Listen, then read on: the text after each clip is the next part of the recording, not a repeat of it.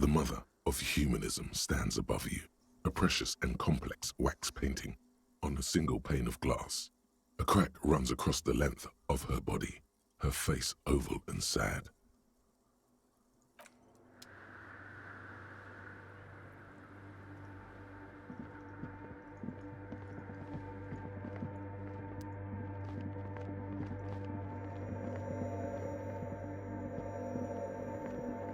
Oh, hey, wait.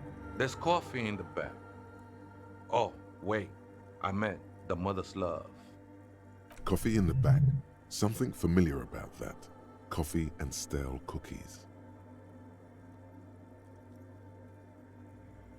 Look, man. I'm at liberty to talk about the sacred blaze of the mother's glorious heart, but not about the coffee.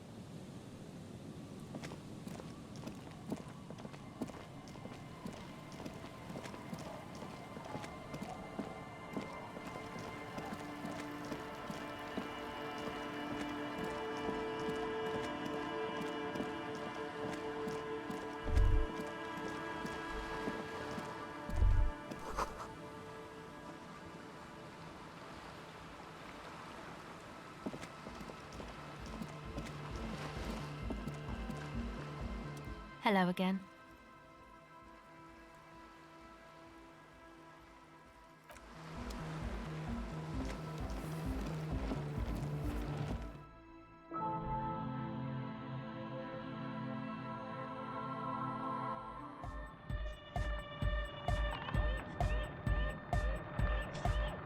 Hi again.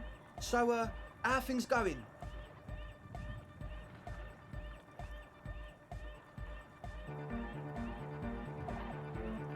And? What happened? Oh, man! Who is he? What did you think? Really? Huh. Interesting. What's he doing in the church?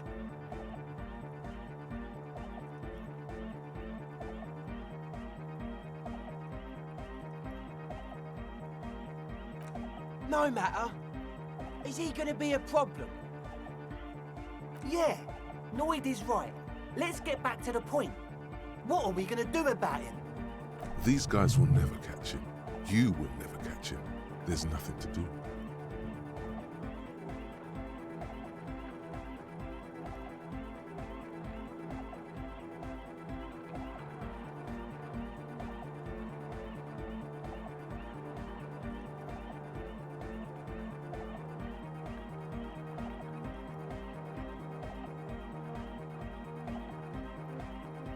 I don't know, man. Doesn't it feel like a major hindrance to you? A spooky guy climbing around when all the guests are trying to have nice, friendly hyper time? I guess it's not a massive problem, now that I think of it. Everyone is welcome to dance till the morning light! Yeah! Maybe. I guess we'll figure something out. Okay, but what about the other spooker? The one in Grandma's clothes? Did you see her? But she's in there somewhere. Has to be. Have you tried investigating the machines? Anyway, do let us know if you see her. As always, we'll be right here, waiting patiently for the news. Yeah!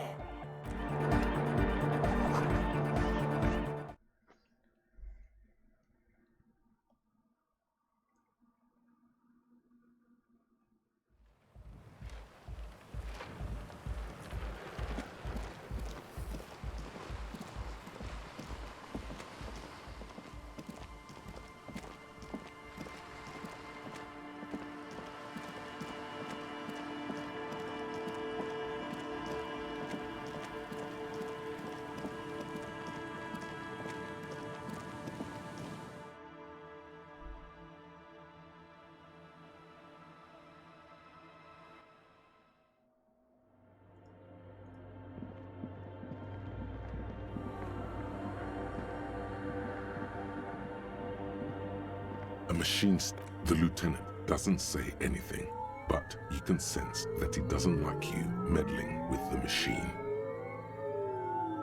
A radio computer. We have one down at the station. No, I don't know how to operate it or what it's used for. Let's go.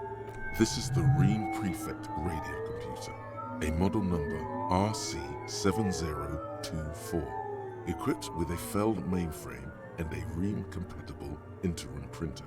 The Ream Prefect is the governmental version of the commonly used Ream Civic model. Although mostly based on the same technology, the Ream Prefect is equipped with better noise attenuation circuits. You see fluorescent play and print buttons on the keyboard. The lieutenant says nothing. You see the machine's glowing frame reflected back from his diamond-shaped glasses. You're free to proceed. Nothing happens. A bar of fabric right above the keyboard starts producing a soft hum. The sound of static seeps through the machine's planar magnetic driver. The static gets louder, slowly filling up the abandoned hall until a voice speaks out, crackling and old, cutting into the air. Good afternoon, Fortress Accident on Saint-Brune.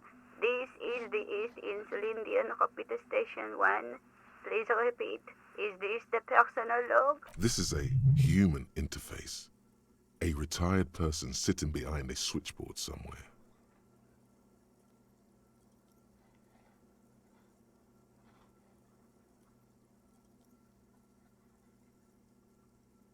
Goodbye, Fortress Accident. The machine's keyboard is still illuminated, revealing fluorescent play and print buttons. Behind the hatch sits a cube-like crisscross of filaments, smoldering in the dark like fireflies. This is the machine's filament memory. Press play to access its contents.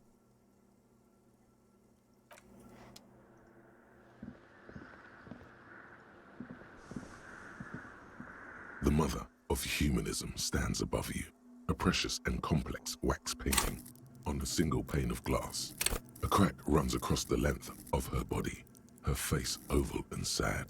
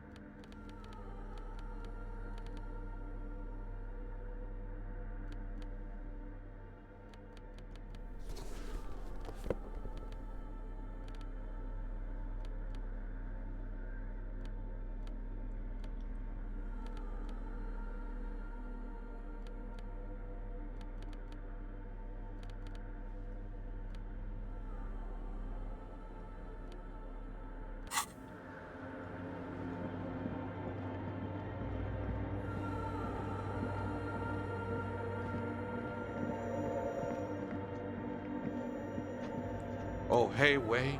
There's coffee in the back. Oh, wait. I meant the mother's love. Coffee in the back. Something familiar about that. Coffee and stale cookies. Never known myself to be a crab. But if that's the name you got for me, I won't stop you from using it.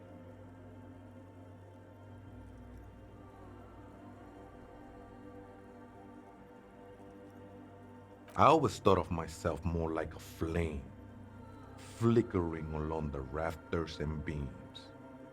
It may be that I gotta work on my technique. I was in a gangway, but my memories of that time are fading. Most of them are already gone. No, man, you gotta let that shit go.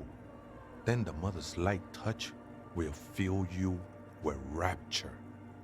Do you remember your name, sir? Tiago's my name, but those syllables don't mean much to me these days.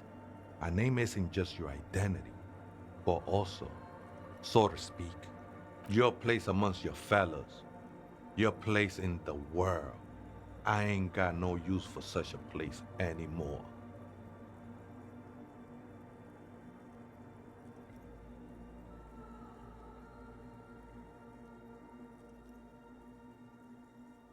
That's just the thing, Holmes.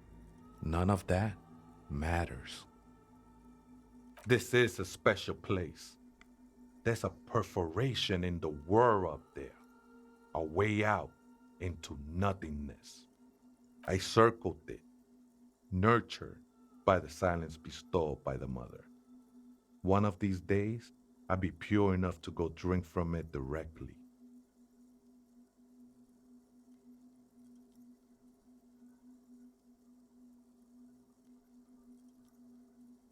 I think they were.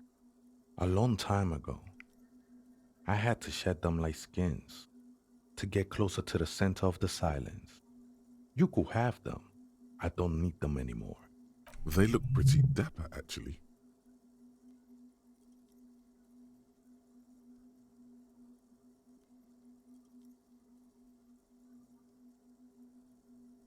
No. There's a new god in town. And she can be painted or sculpted because she has no limb or even a face. She is the end. She is a cavity in the dark beyond sense. She saved me, but I couldn't describe her to you. No one can, Holmes, and no one ever will. I will be incinerated, but not destroyed. Finally, I won with the state of the world before reality began.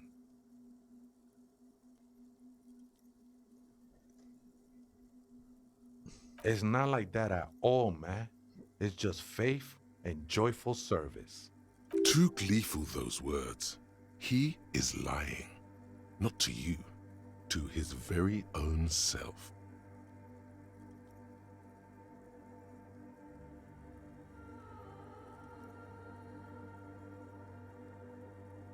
I know it will take time. Don't sweat it. I know it will take time. Don't sweat it.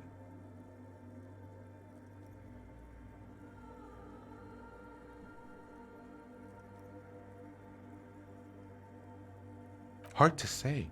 I think I did some construction work here, back when I still had material worries. Up there, I realized what the true purpose of the church was. Been spending a lot of time here ever since. The past is nothing to me now, eh? It didn't belong to me. Does it mean he witnessed the police raid?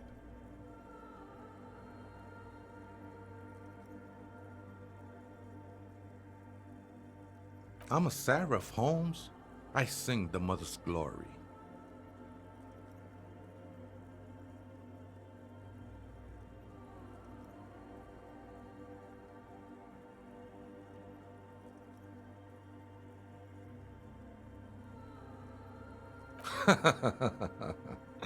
I don't mean literal singing, Holmes. This is the mother of silence we're talking about. It's the singing of a burning heart. You may be thinking, but fire crackles. No, Holmes, that's the material that's burning. The flames themselves are without sound. The sinewy figure lingers on the wooden beams, blending into the shadows. Something like that. Did you witness it? Not really, or at least I don't remember much of it anymore. The mother's love has done its job. That's what's so great about the mother. It lets you forget about everything.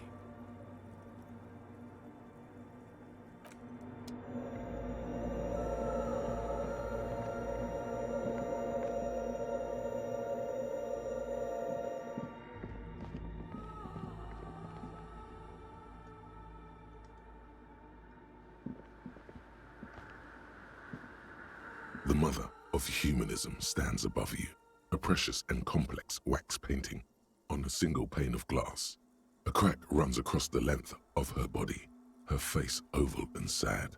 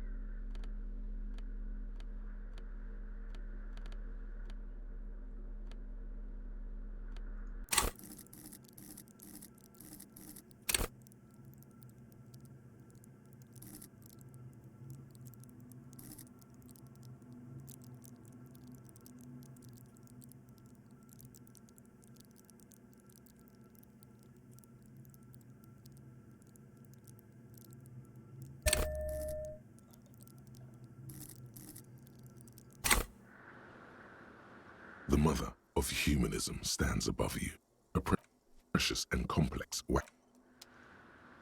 The mother of humanism stands. A jigsaw of broken shards falls into place in front of you, a ghostly reconstruction of the stained glass window. Before it was shattered, there was an older woman beneath the younger one, and a text, a light motif below them both. Unknown.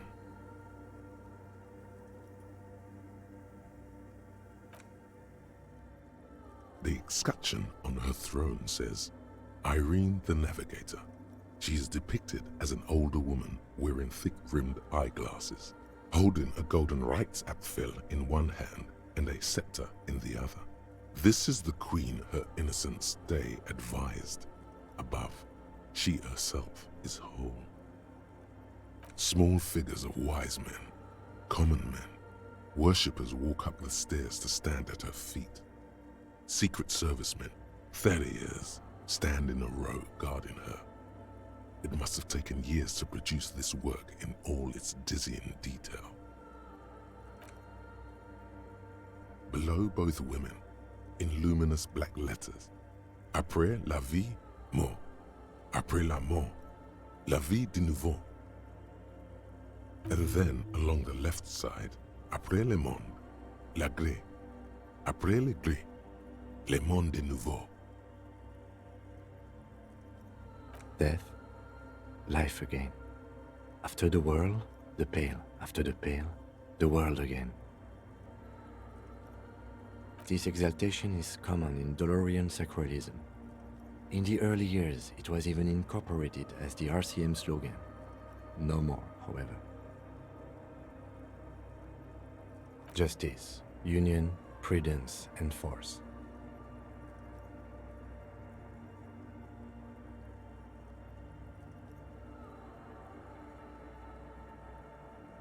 Eyes cool.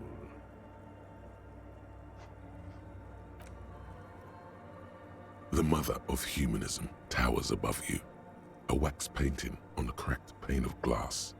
Nothing has changed in her expression.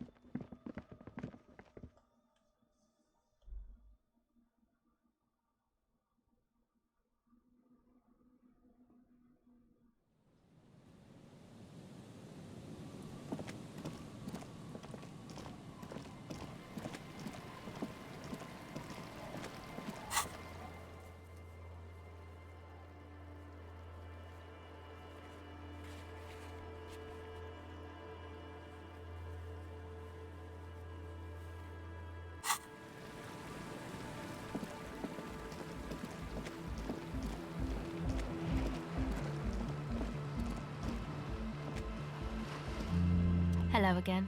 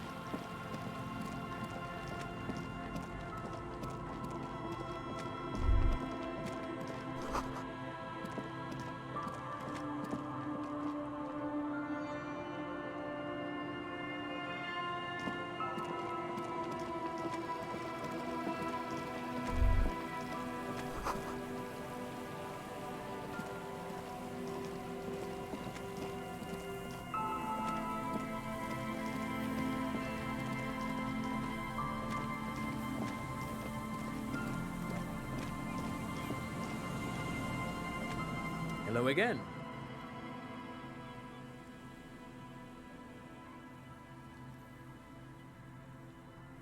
Sure, what's on your mind?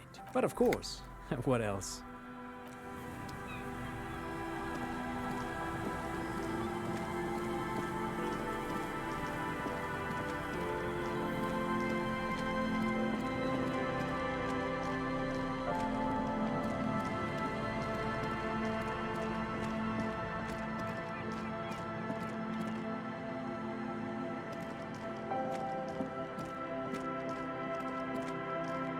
A scattering of bullet holes is spread across the cracked wall, reaching from one corner to the other. A row of ghostly shades stand facing the wall. There are many of them, a dozen at least, their heads lowered and eyes blindfolded. It's quiet, no sound, no movement.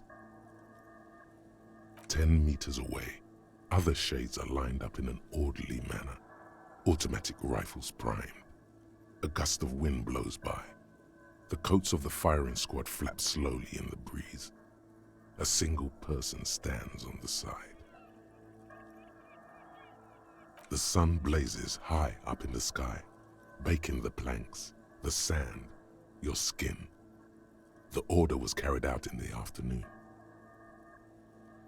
A long time has passed since the moment of this fusillading. Rain and brine have since washed all the blood away. Not a trace remains. The abundance of bullet holes leads to two options. Either an inordinate amount of executions were performed here, or they did not use a conscience round, where only one soldier has the loaded rifle. Looks like this was a mass execution with everyone fully armed. A host of men, probably in everyday clothes, ragged from the conflict and covered in dust. They were not sitting, a common practice for executions in some nations, as demonstrated by the height level of the bullet holes. They stand, facing the wall. It's impossible to discern any details about their personality or background. Ordinary people, familiar, each and every one of them. Collateral damage on the path toward normalcy and progress. Such is your belief, officer. 7 men in combat uniforms and dark coats, holding automatic rifles aimed at the people. Soldiers from some side, but from which one? The commandant, the one who gives the order. Machine gun fire crackling through the air. The lights of the muzzle flashes dancing on his face. I don't know. I don't know who died here, lined up beside that horrible wall. It could have been any of the parties involved in the revolution. Perhaps the ones executed here were the loyalist conservatives, killed by the communists at the start of the Civil War. Or it could have been the communists, put to death during the last stretch of the conflict by the coalition forces. Remember what Trent Heidelstein said about Veld? Another likely scenario. Or maybe... Yeah, it's very unlikely the coalition forces were the ones who died here. They were always the last ones against the wall. To be honest, if a coalition member was anyone in this situation, it was a commandant, the superior giving the orders. A cold sea wind blows away the figures.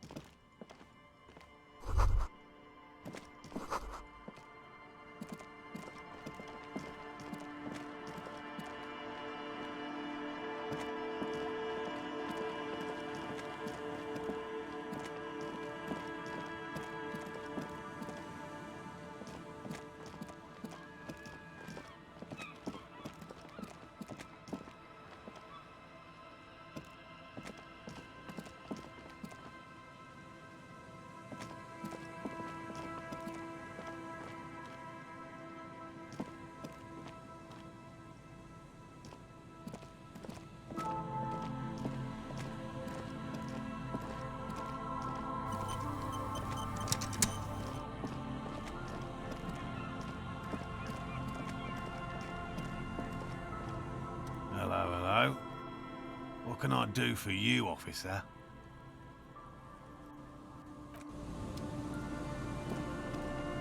Oh, I mean, officers. Do I know how to turn back time?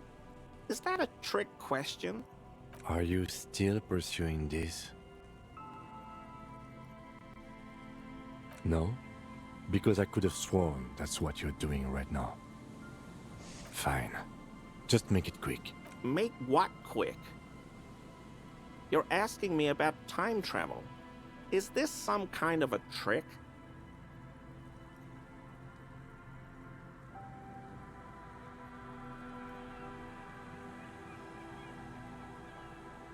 Phew.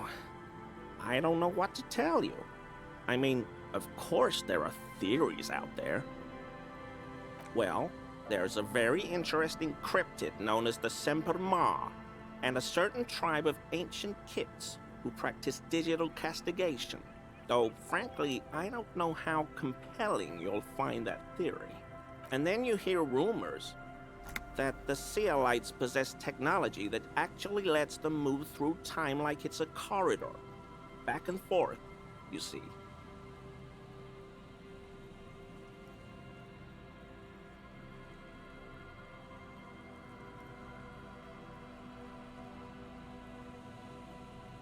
Well, how else did they get so far ahead of everyone in the tech race?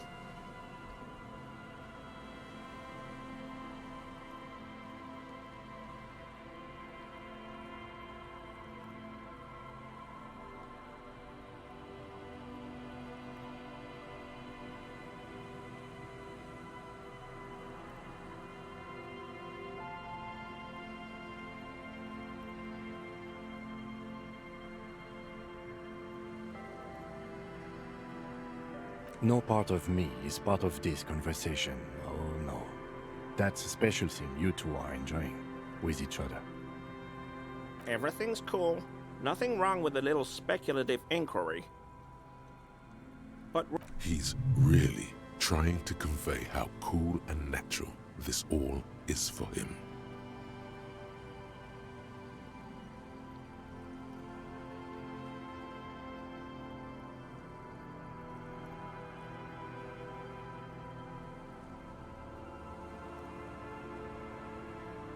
I don't know. Sounds a bit incestuous to me. But sure, none of my business. I'm not a Seolite, but no way that's the reason they're winning the race. Come on, officer. Everybody knows about it. The stuff they've got, most people here can't even dream of it. Believe me, it's there.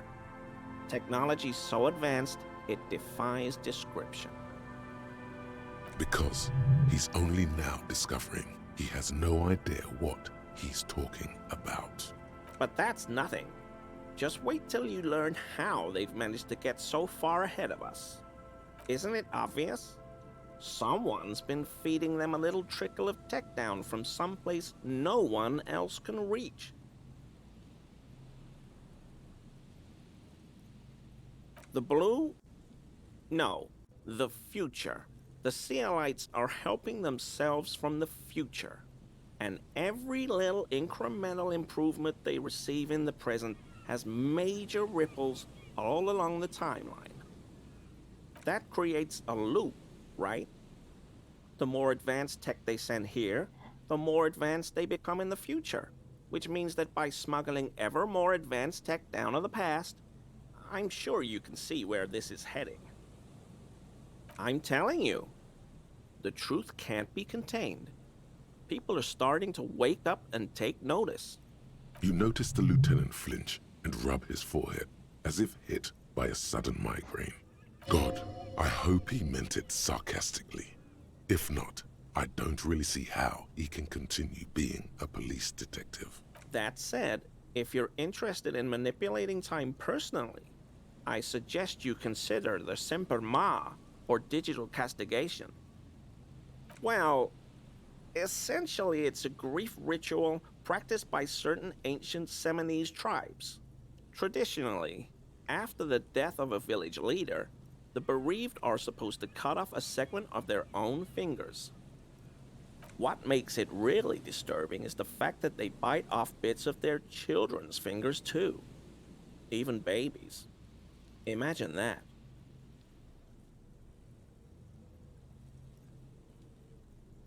I'm getting there.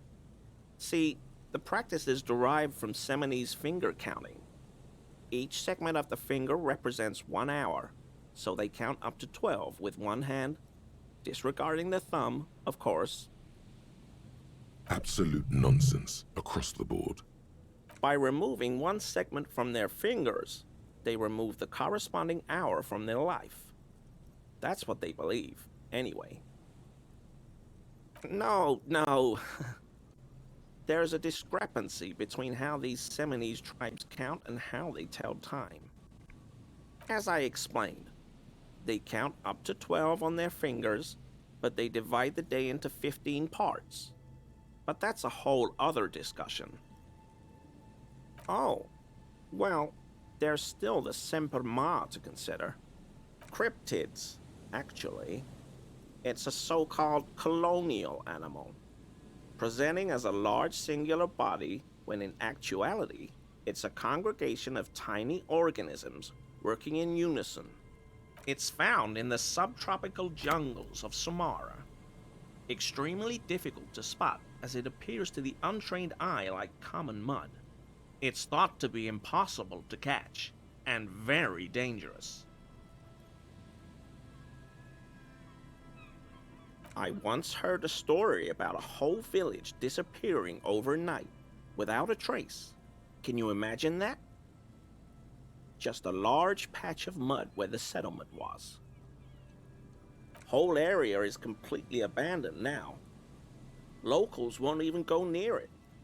They swear the mud writhes and occasionally grows strange shapes.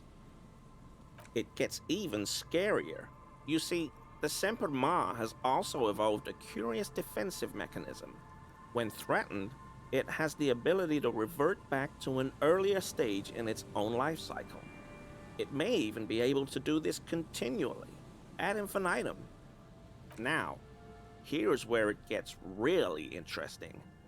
It's believed that the mechanism by which the Semper Ma reverts actually reverses the flow of time itself by about 4.5 seconds.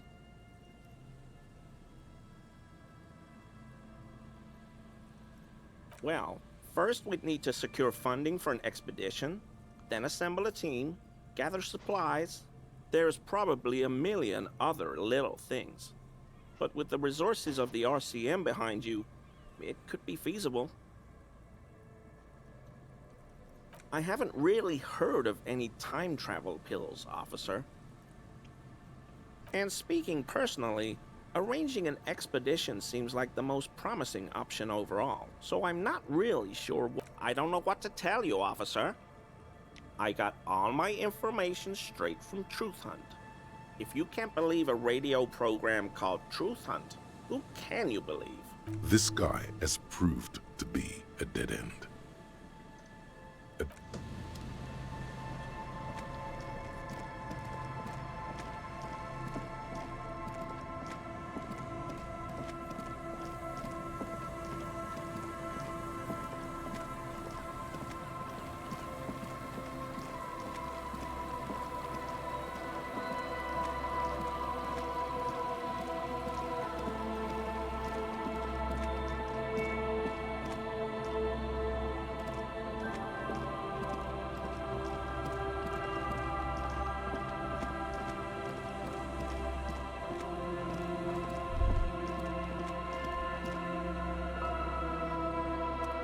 Yes?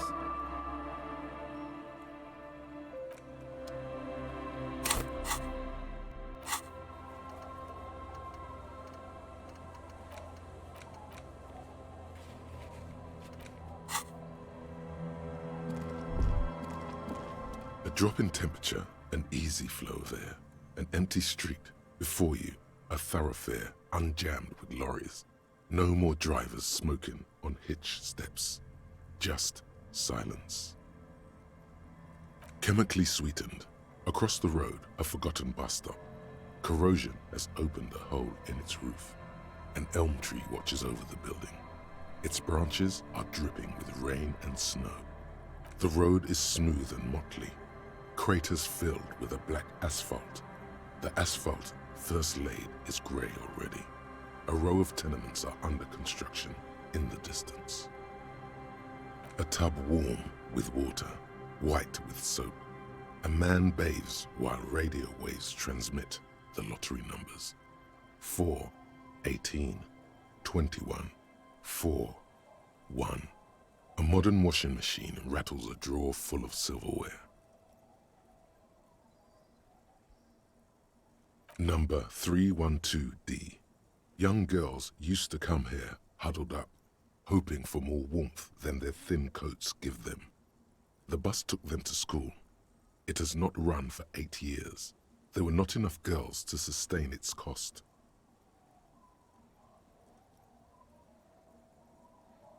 Craters pocked the surface. Children played in them until heavy trucks full of black pitch rolled in.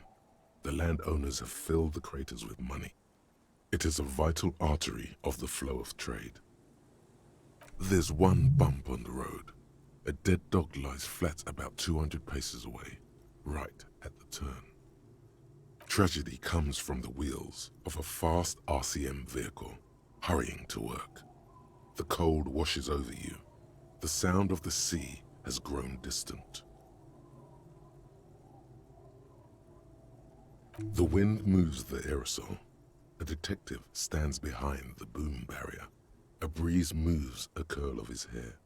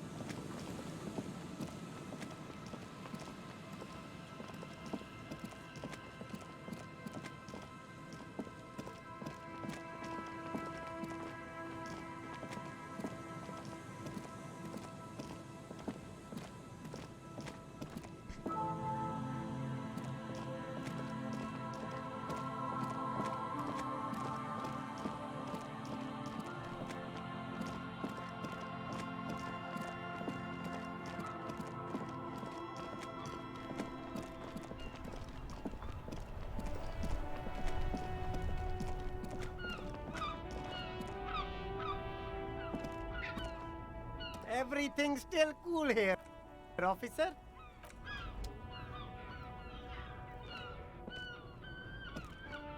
The shine.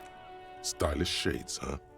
They'd be even more stylish if you paid for them with network. You keep If he really wants to save the economy, he'd let you pay with network.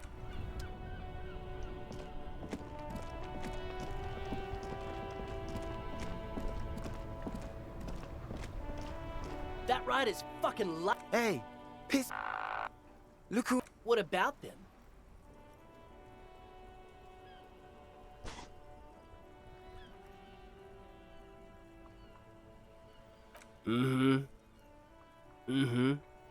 You don't know?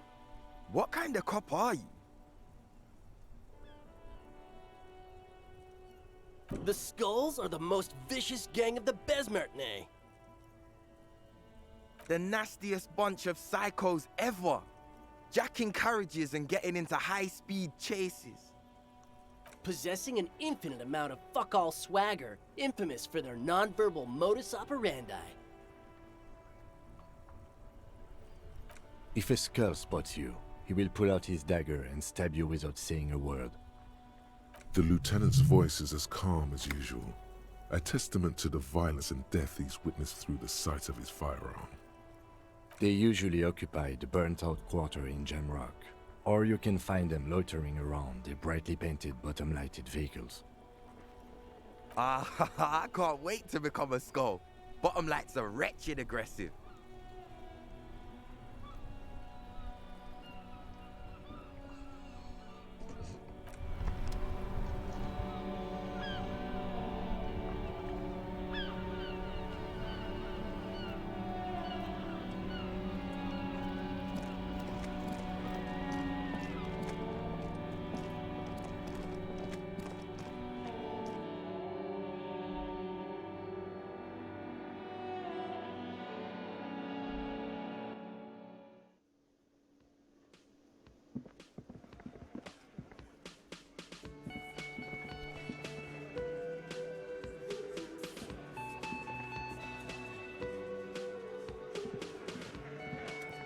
Looks like the circus left town, but the clowns are still here.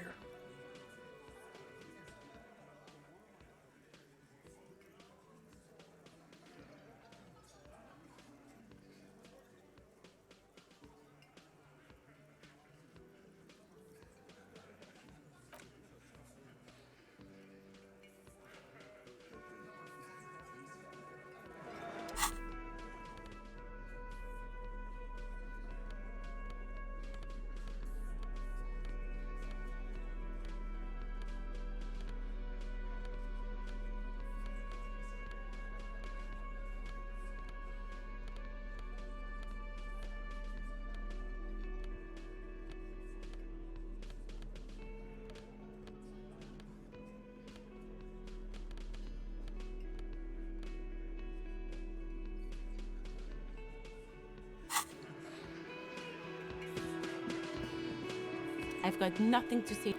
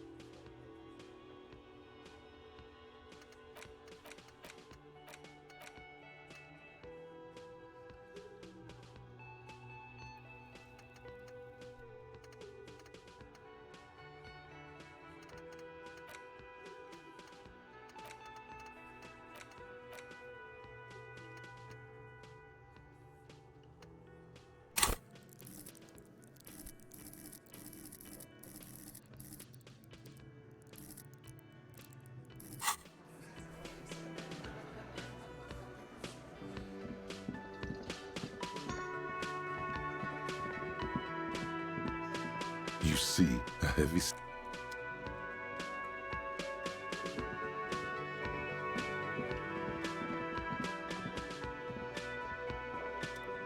Oh, hello, dear. There you are again.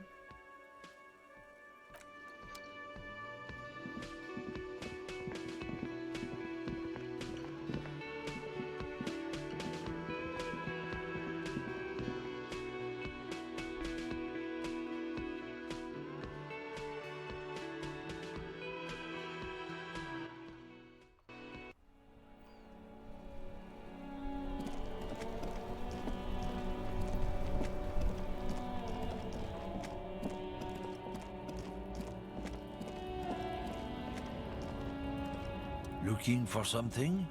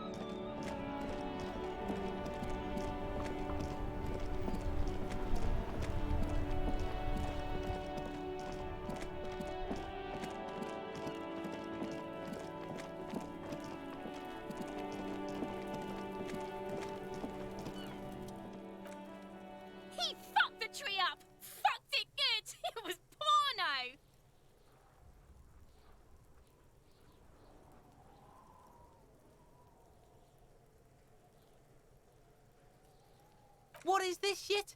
Talk normal to Kuno? You got your fuck bag down? The huge kipt made him his bottom kipt, Kuno. Stay away from him. Yeah? The kingdom of... Yeah, whatever.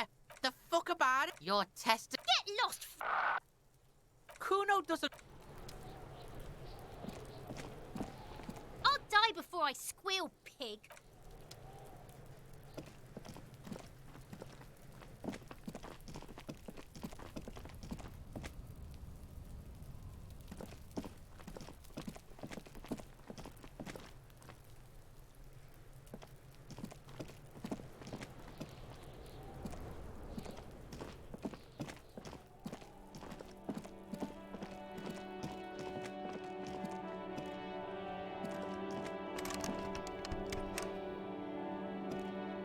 An old call box with a matrix of push buttons lists all the companies in the East Delta Commerce Center.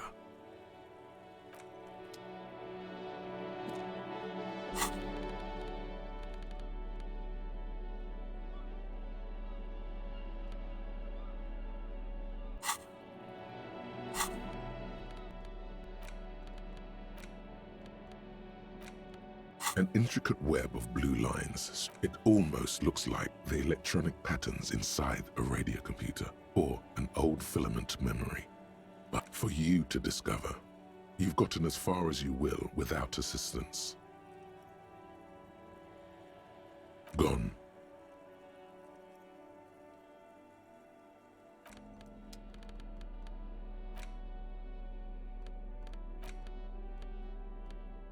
The library card is folded into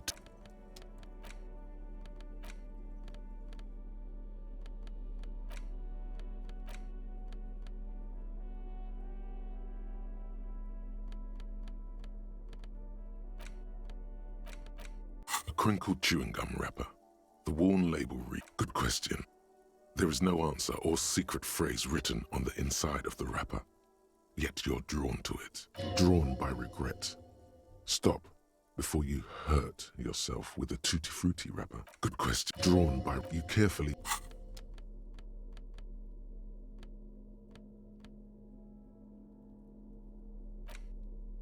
Medicinal purposes of the pearl. The cover of this heavy tome features a number of esoteric symbols. Very well. First, choose next. Last, you've created it. Would you like to try again? You close the book. The worn map.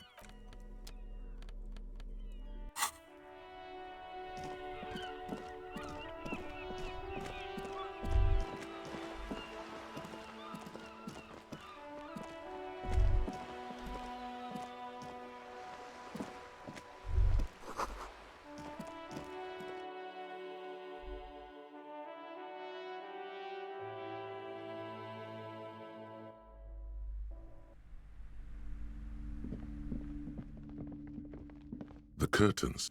Nothing. Oh. She speaks almost as if she's trying to put a spell on you, urging you to buy more books. Oddly enough, the more she tries to draw you away from the curtains, the more alluring they become. Just as you're about to pull apart the curtains, the petrified voice of the shop owner cries out once more. Sir, don't touch that. I told you it's off limits for the customers. Parapsychologically speaking, we're done if you decide to open them. I won't be held responsible for the consequences. It's too dangerous. She looks away, mumbling. Why is everyone always messing with the curtains? Why can't they just buy books like normal people?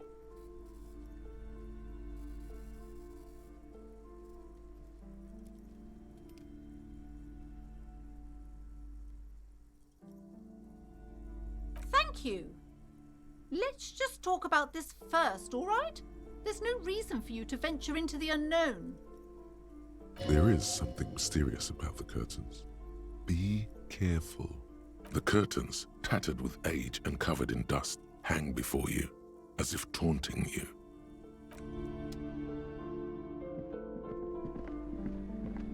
Hello again, esteemed officer, and welcome to Crime, Romance, and biographies of famous people. I already told you, it's just a storage room for employees. I don't understand why it's so important to you. Just let it go, officer. Go buy some goddamn books. You're supposed to be drawn to the books.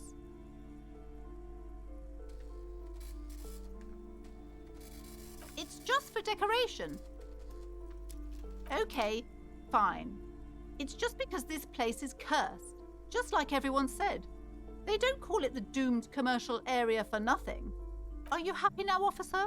Happy that you've ruined everything? Host of hosts, she prays.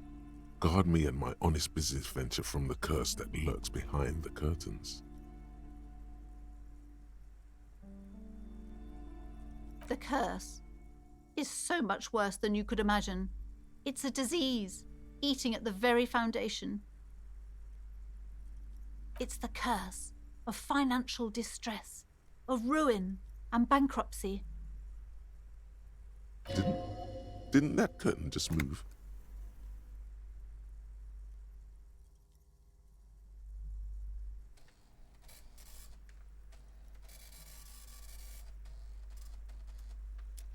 Everyone knows that all the previous companies in this building have sooner or later declared bankruptcy, and their malicious spirits are still here, feeding off bad business practices and disappointing income statements. There's something wrong with this building, I can tell you. Ever since I arrived, I've sensed an eerie lingering presence, as if I was unwanted here. Most certainly not. I don't want anyone who's not familiar with the psychic arts to get involved in this mess. Stay away. Leave the spirits be, so they can return to their slumber. Psychic arts? Sounds right down our alley.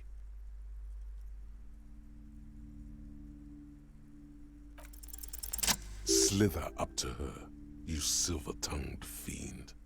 Show her what world-class perfidy looks like.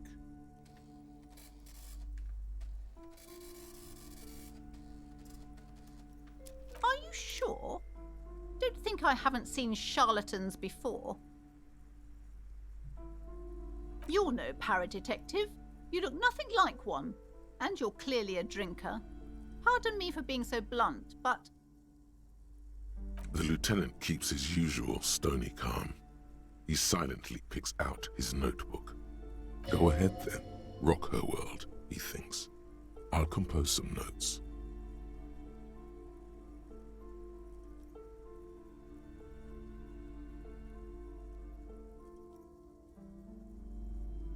How do you know all this? Here we go.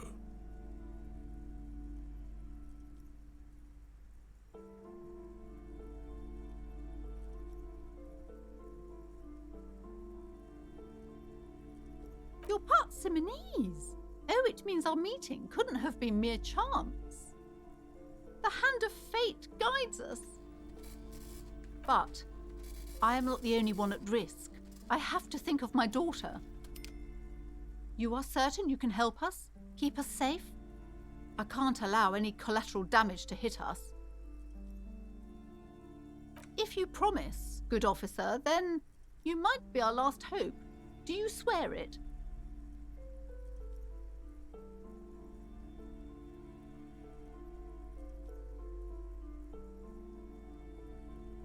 Thank you, sir. There's one more thing I haven't told you about yet. The entity. Do not act surprised. You know of these things, sire.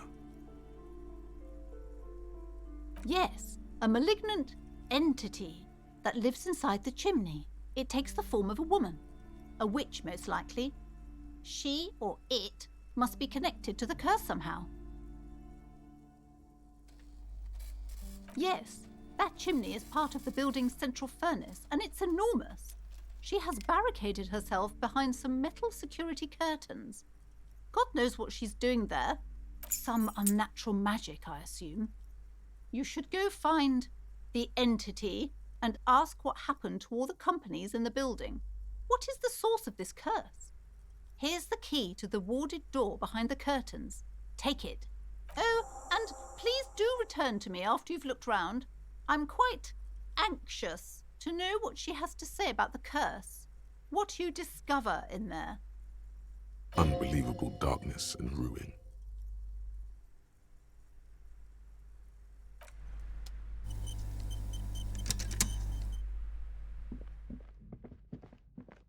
You see a set of tattered curtains blocking the way. You see a dimly lit room full of dusty furniture and trash. A doorway stands in the back, covered in dozens of scary little Seminese wards, your shadow looming over it like an omen. Oh!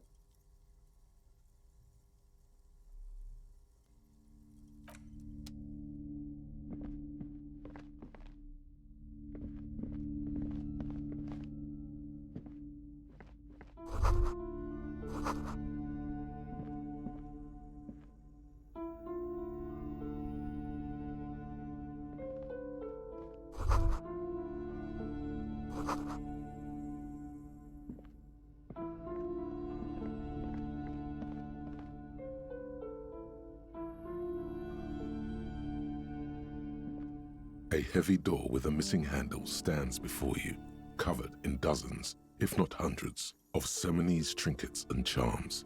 It appears to be locked.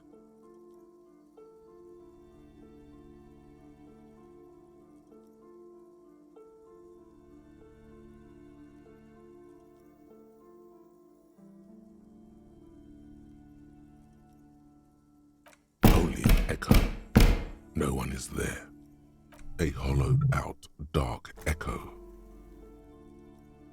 After exerting some force, you manage to turn the key. It's eerily silent. The door slides slightly open, letting a draft of cold air into the room. You feel the tiny hairs on the back of your neck rise up, as if someone's standing right behind you. Outside, the wind howls in from across the bay. The building at Rue de Saint-Ghislain stands like a matchbox on its side, with men inside like little wooden sticks ready to catch fire. A panicking woman squeezes the pendant around her neck until it leaves a mark inside her palm. A man, a few meters away, stands frozen with a key in his hand.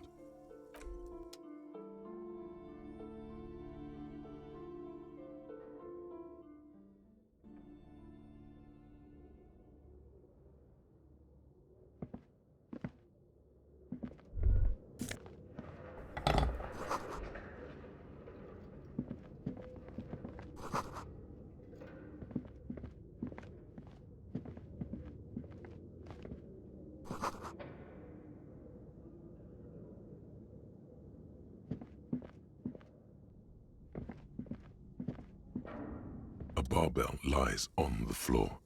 The color has worn off its weight plates. It's 60 kilograms. Your triceps hum at the sight of these weights. Show the world what kind of beast it's dealing with. Lift them.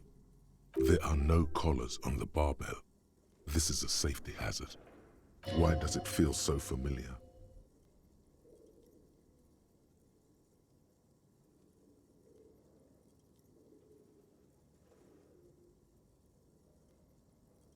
You're right.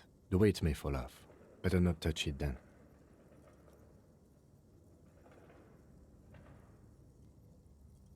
It would be a violation of EPIS safety regulations if the gym was still operating, but it isn't. No one's supposed to come here anymore.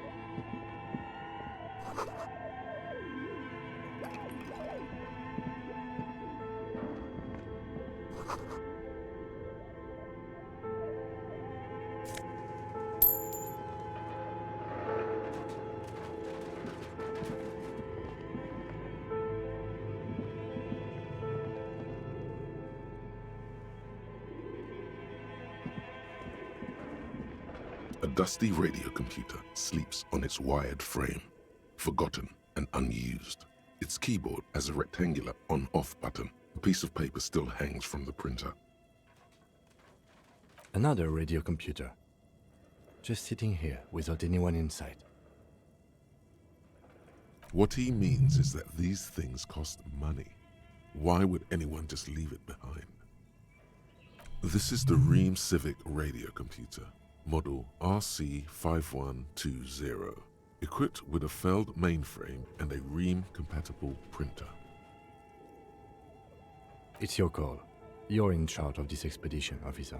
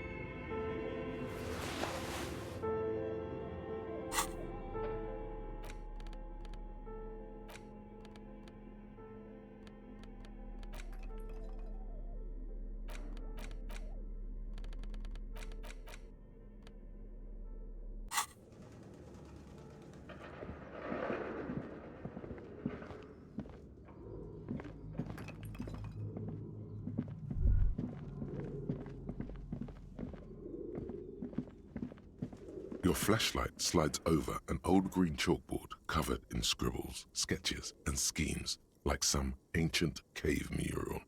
Some of the writing has faded with age, but you can still make out sections here and there. Photos and drawings have been pinned to the board. These lithe, pointy-eared creatures appear to be different types of welkins. You make out autumnal candle welkins, casting wax-based magic. Translucent welkins, with organs shining under their skin, and even ether welkins, hailing from the vast emptiness of sidereal space. Who are all those creatures? Fantasies of a tortured, feverish mind? One of the welkins, towering among the rest, appears to be different, however.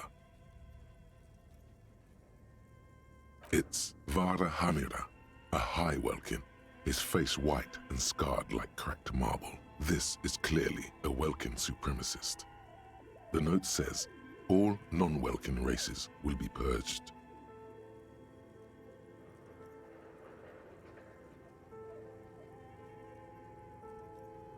The Haldor, the Twarg, the humans, and even headless men, all of them, purged. Imagine a world filled only with Welkin, Green Welkin, Dread Welkin, and the High Welkin to rule them all. An inordinate amount of time has gone into drawing these little Welkin creatures.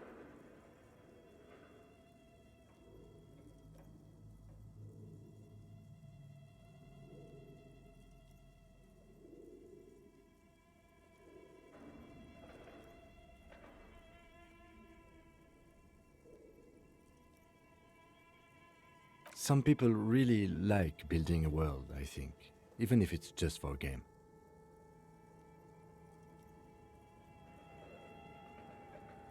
This looks like concept art for a project. It's not really real. Political commentary. That one has a great beard too. Just look at those details. So much effort. The photo collage depicts barren, icy landscapes wrapped in perpetual night. You see permafrost and glacial landforms, dead trees grown in under the snow. Entire oceans have been frozen from shore to shore.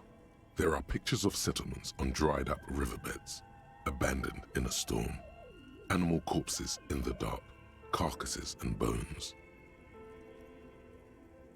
Albeit dark and cold, this vision also feels cozy in its own way, like eggnog or morphine, a much-needed respite from our own world. A pinned postcard reads, "The heat death scenario, a desperate fight for geothermal energy engulfs the world as Wirral becomes untethered from its sun, drifting through the universe." This is a monthly calendar from the year 50. Cryptic words like sprint, daily minimi, and GPI span the marker-drawn grid, the grand scheme of production and money. It looks a bit like an academic calendar, only much more brutal.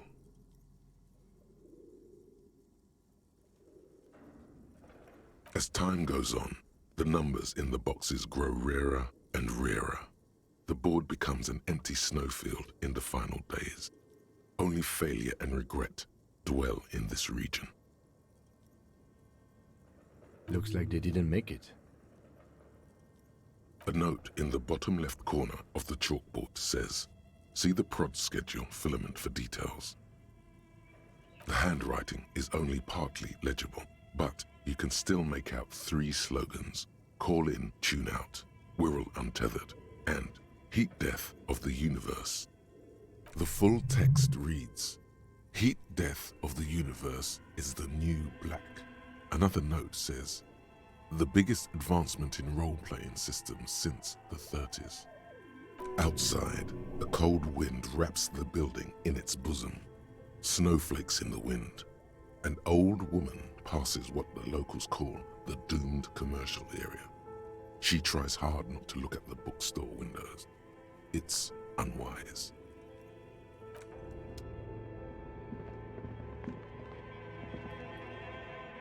This old fireplace is covered in lines drawn in blue and red marker, the mesh spreading over the stone like blood vessels on alabaster skin. It looks ghostly and strangely ancient. The whole thing resembles Kadran mosaic tiles. Very pedantic. History classes, students with their textbooks open, studying the roots of our civilization. Those aquarelle blue tiles looked beautiful in the sun. Radio frequencies, it seems. UKV 123.6, UKV 123.7, UKV 123.9. Some written notes, too. Sparse and cryptic. Unclear. It looks like a cardiovascular system split into veins and capillaries. Very advanced.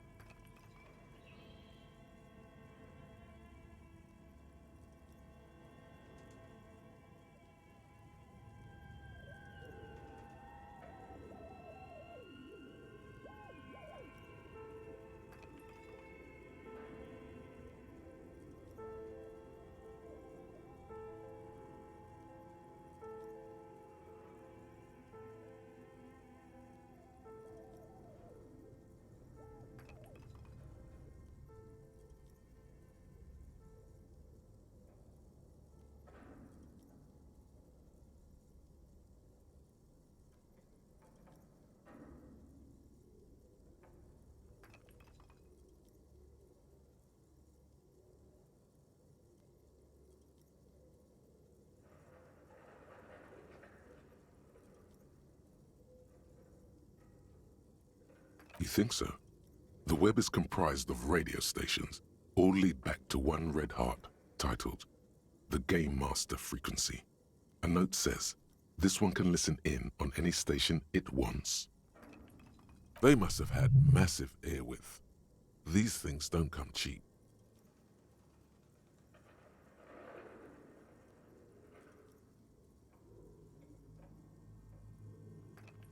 Someone very important.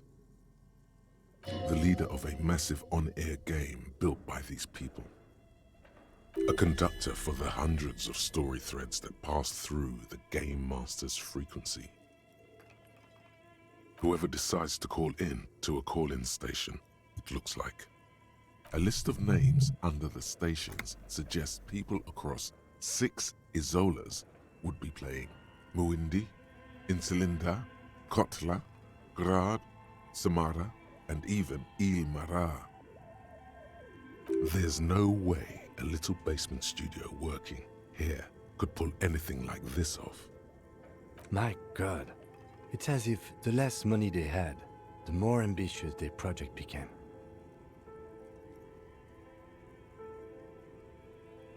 Exactly. This schedule, I know doom when I see it. The company was running out of funding. Nothing. It's just lines on marble. An echo from times long gone. No one has used the fireplace in ages. Fairweather T500. Remember that weakness you were looking for in the ceramic armor?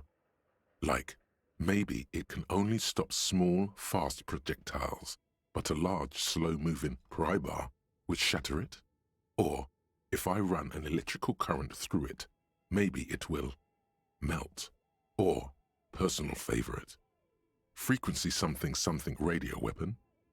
None of that would work.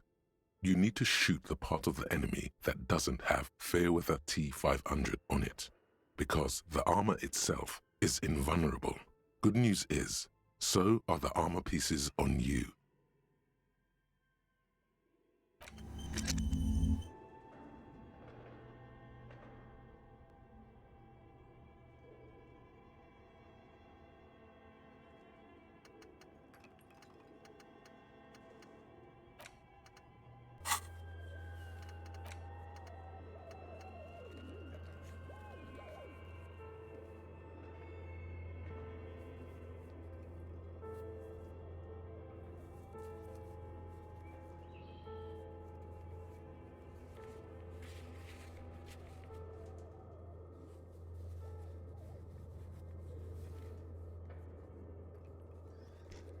Got it. Zapad with electricity.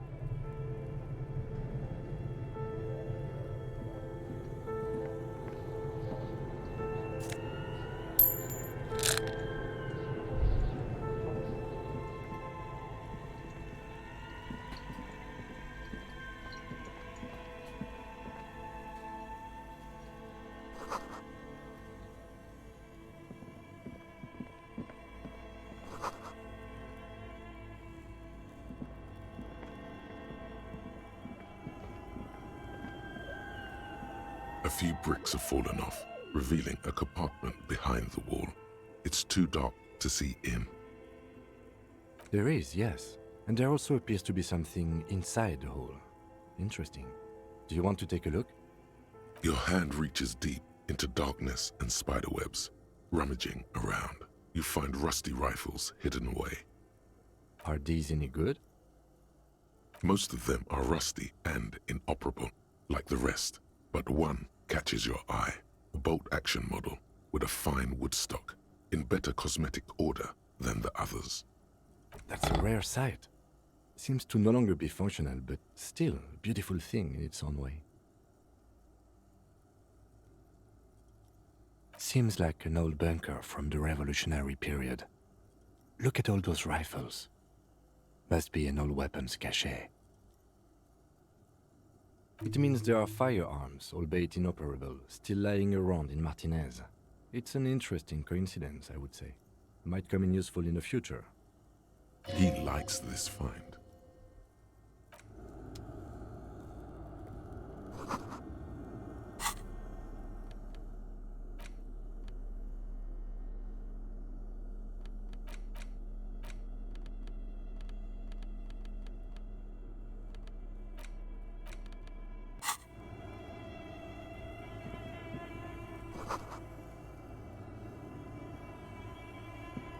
A few bricks have fallen off, revealing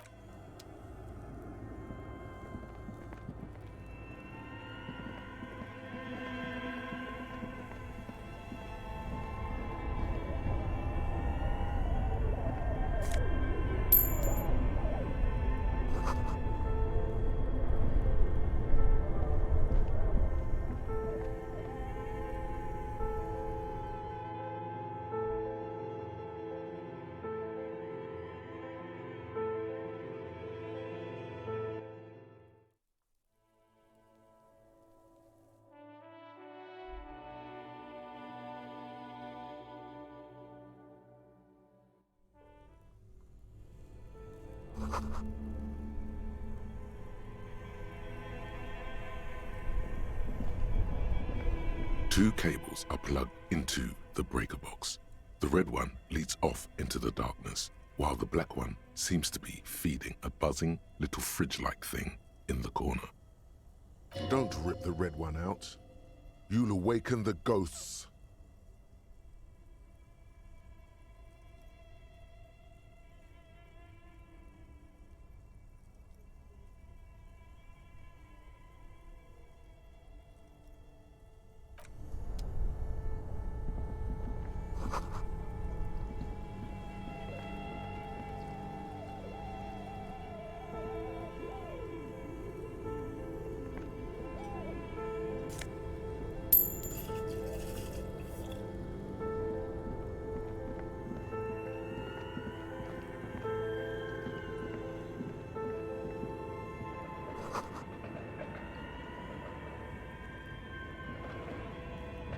A thick layer of coal dust covers the furnace, coloring it pitch black.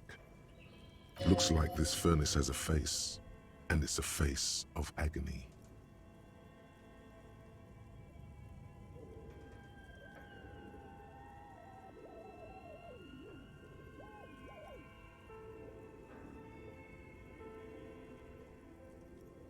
It's dark and grimy here. In the darkness you can hear chatter. It's coming from above. A voice or several voices talking to each other. Near the smoke chamber, upstairs. The echo is so prominent, it's impossible to discern what the voices are saying or what's producing them. What are you doing?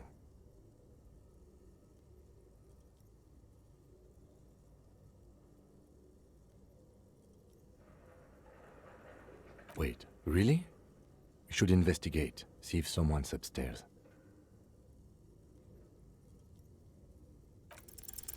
You muster all your strength and yell. Your dehydrated, hungover throat can produce little more than a dry croak. A lifetime of smoking and drinking will do that to you. The chatter from the chimney continues on as before. You seem to have made no impression on whatever's up there. Then again, maybe it's worth actually trying something up there. Maybe you should let your voice rest, officer. Try again later.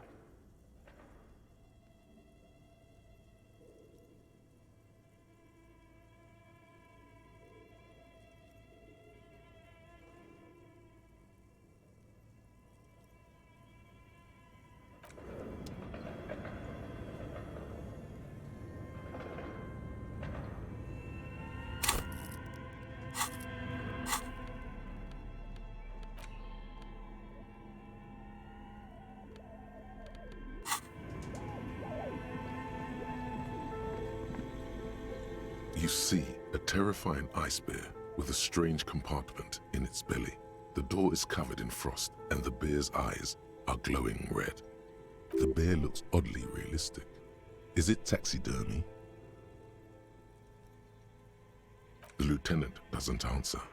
His eyes are glued to the animal.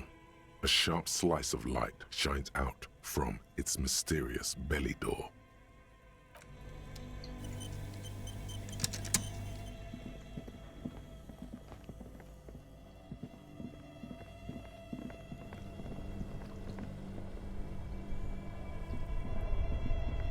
Two cables. Don't rip the red one out. You'll awaken the ghosts. Something close to you dies with a soft electric purr. Why did you do that?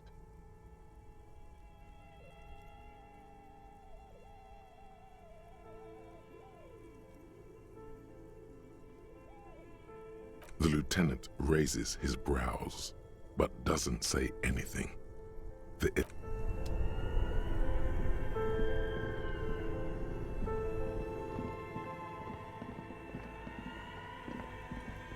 You see a terrifying ice bear with a strange compartment. The bear looks oddly realistic. Is it taxidermy? A gust of freezing cold air rushes to greet you. You hear a low grumble as the bear regulates itself. This is the inside of a refrigerator. The lieutenant takes a peek inside. His hand has found the holster of his gun. The shelves are empty. All you see are crumpled ice cream wrappers with the brand name, Revachol Ice City. A handwritten note has been attached to the door. The fridge is huge.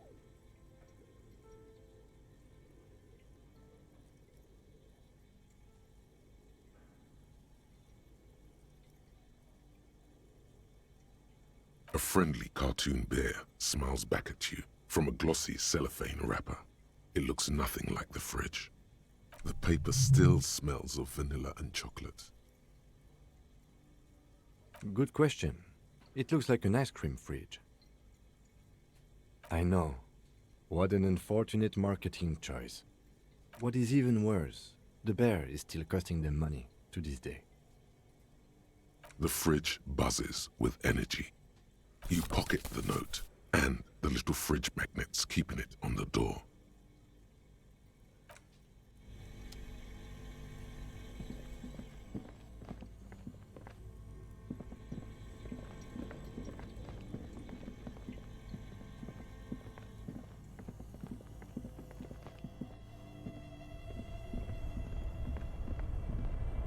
Only the red cable is plugged into the breaker box, while the black one lies neglected on the floor.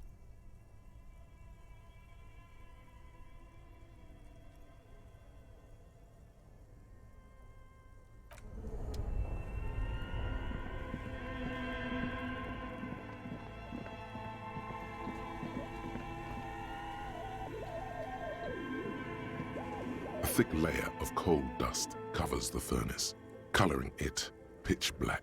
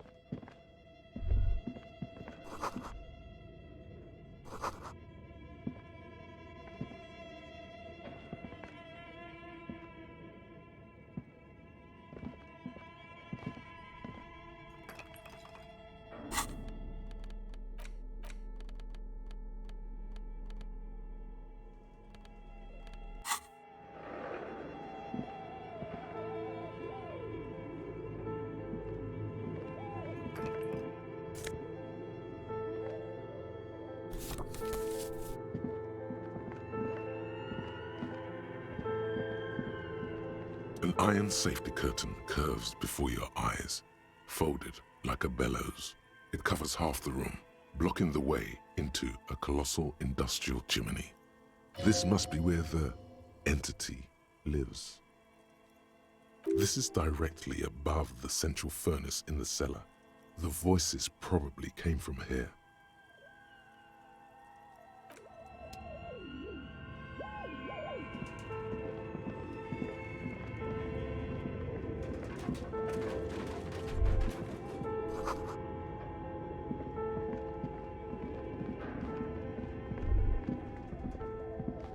Looks like someone tried to reconceptualize their business here.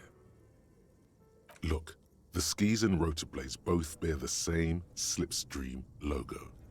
It seems likely that they started out making one, failed to turn a profit, and then pivoted to producing the other. That's a good question.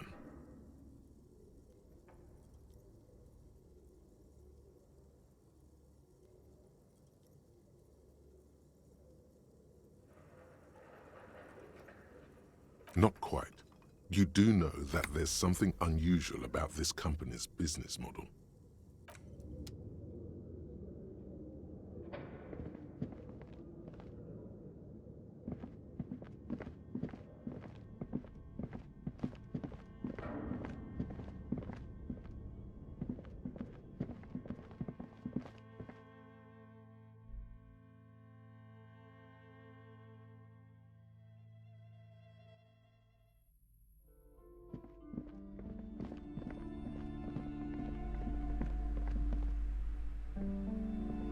You're alive and well. Don't keep me waiting now. What's in there? Yes, yes. How was it?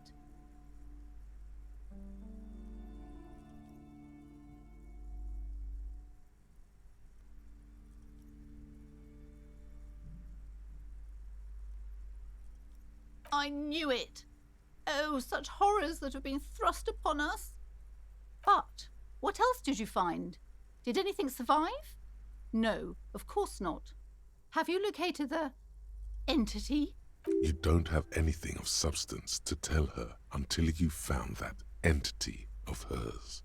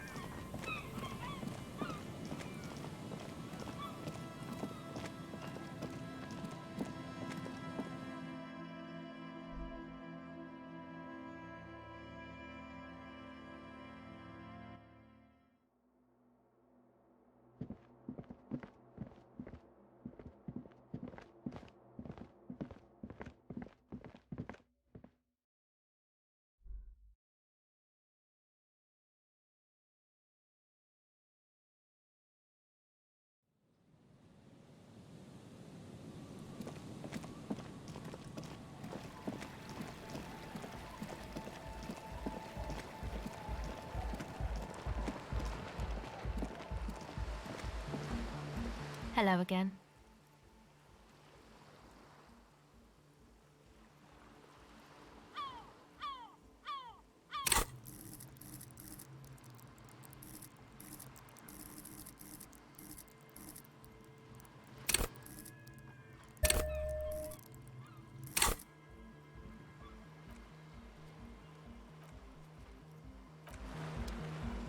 Hello again.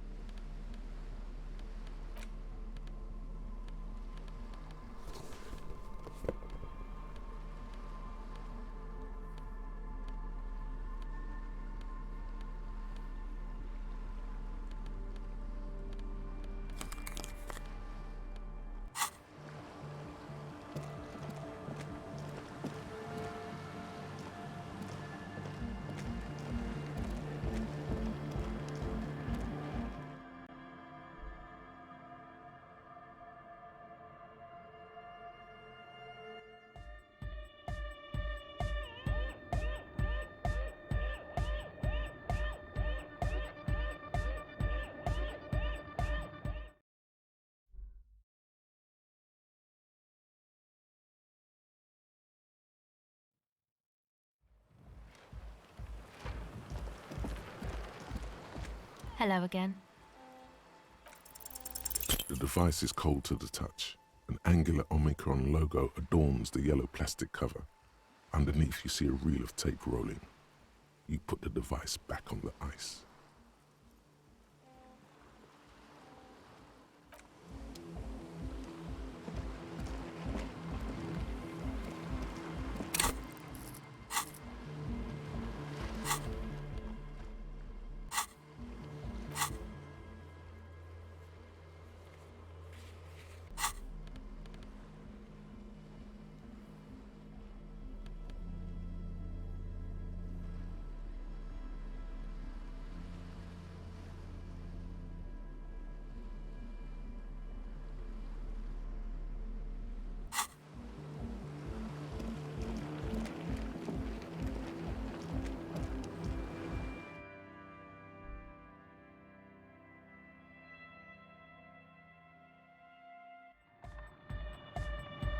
Back to the heavyweight jam.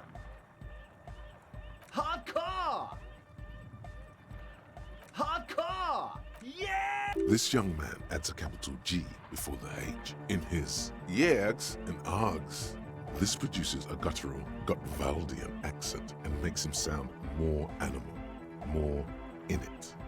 Or maybe it's not Gotwaldian. Maybe it's Oranese. Probably an homage to Oranje, where Arno van Eyck is from, judging by his name. The Y to the E to the A to the A to the A to the A to the A to the G to the H to the exclamation mark. Yeah!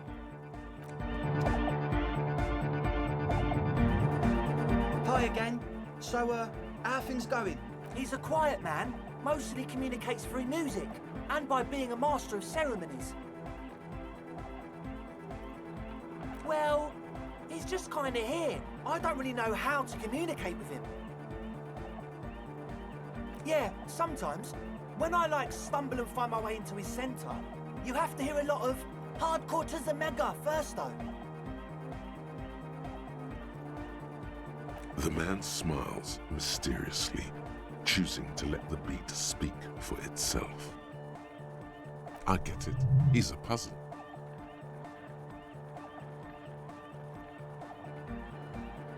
As always,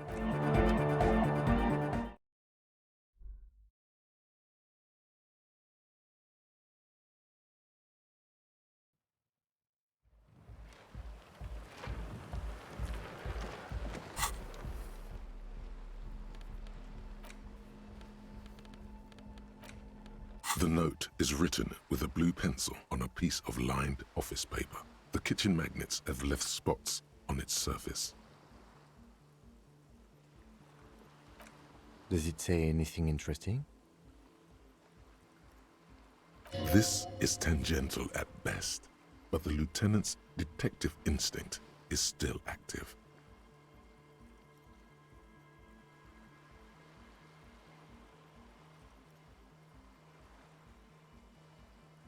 Someone has scribbled, S. I can't believe the off-site copy is still here. The illiterate ginger kid keeps stealing stuff from the studio, so I had to hide it somewhere safe. You'll find the filament memory with the off-site copy in the frozen ice cream maker. Please take it home, ASAP. It's important. I'd do it myself if I lived in a civilized place with a freezer. Take care, ELYSIUM.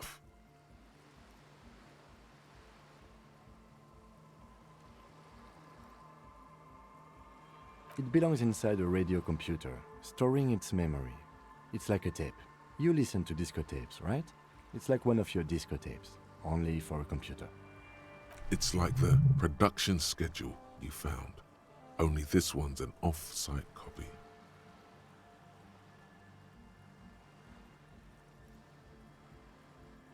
I don't know.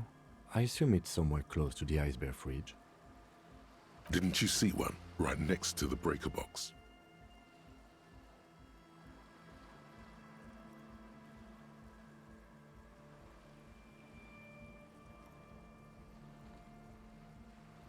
Really? You don't have a single guess? Oh, I'm sure that child would love to get his hands on a filament memory. Even if he doesn't know what to do with it, he'd probably try to pawn it for speed, based on our encounter. Someone who owns a radio computer? My guess is as good as yours, officer.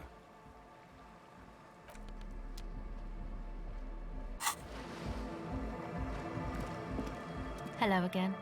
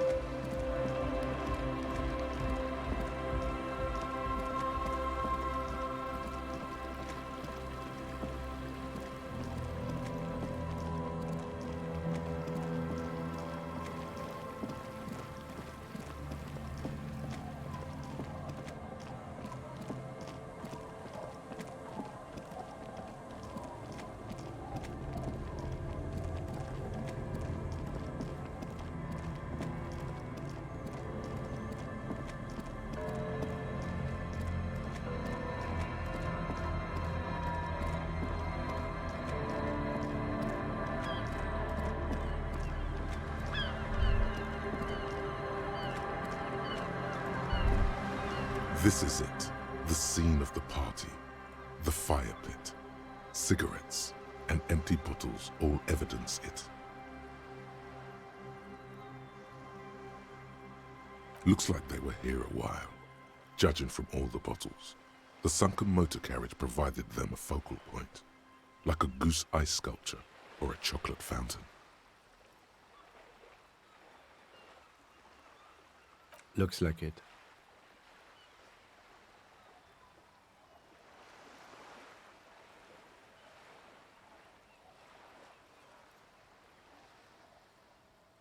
Hey, let's keep moving, detective. Somehow, he doesn't want to dwell on it.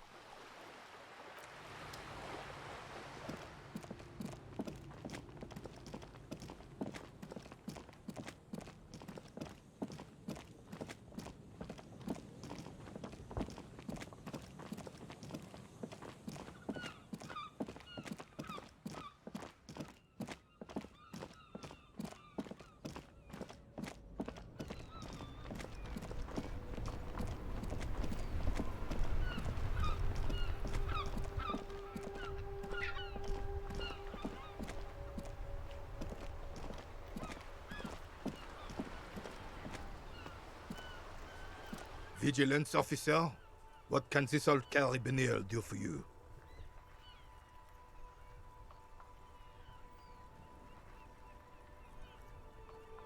What is this? Are you mocking us? This isn't for pétanque. Now, no need to get angry again, René. I'm sure the officer tried his best. It's not like there's a bull kiosk here in Martinez.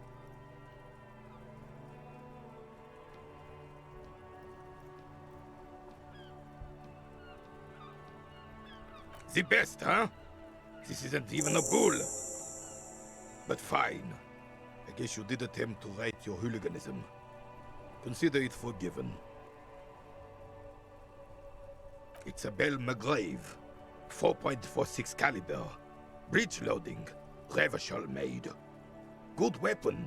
Accurate and reliable. His moves are quick and precise as he first checks the weapon, then aims it at the sea.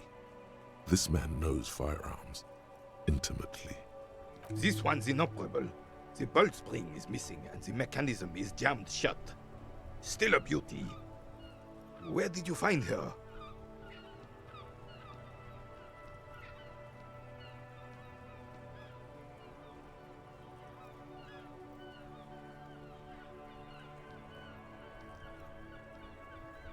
I'm not surprised. There are probably lots of forgotten wartime weapons lying around here. Back in the day, everyone had something stashed away. As for the rifle, I don't know what else to tell you. These BM-446s are an antique. No one uses them anymore. The ammunition is impossible to find.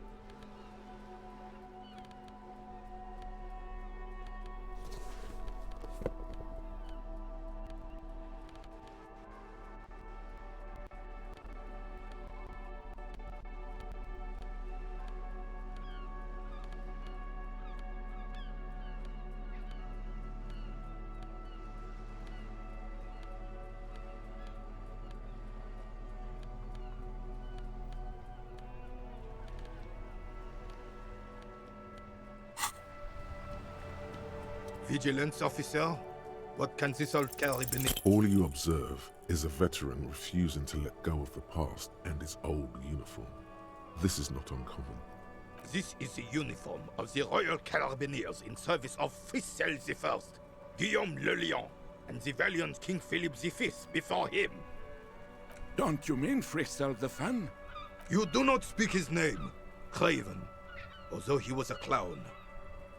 But he was our clown, ours to ridicule and to mourn. There's something you missed. You will get to it. Don't worry.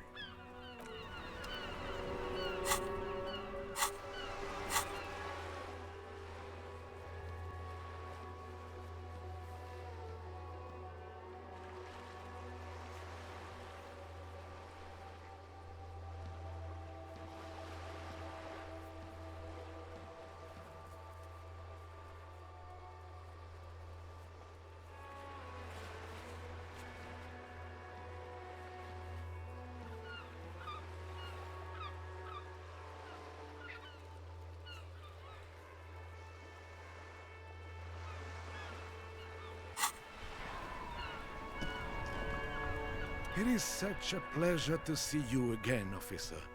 How...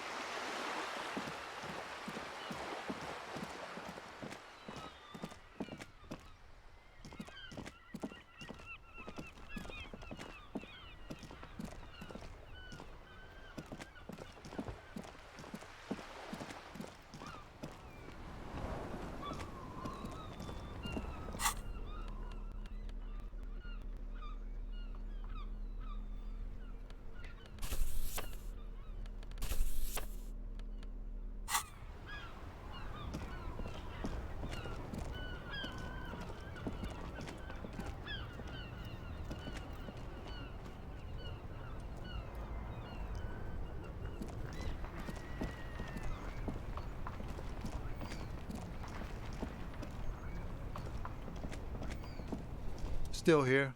Stuck in this damn jam, my man. What's up?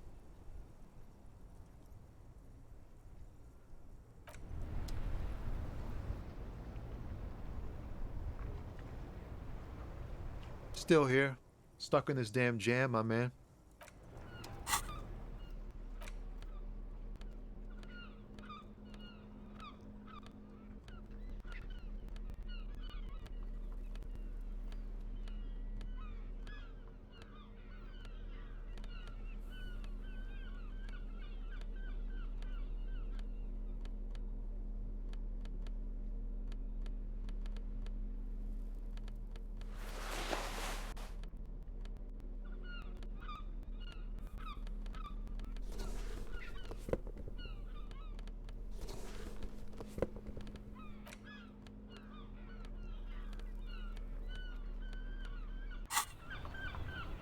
Still here.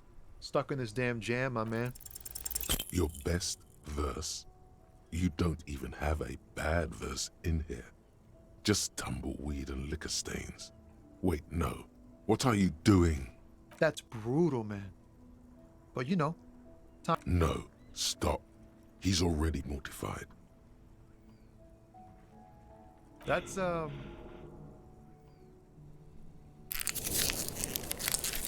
In the name of God, what are you doing?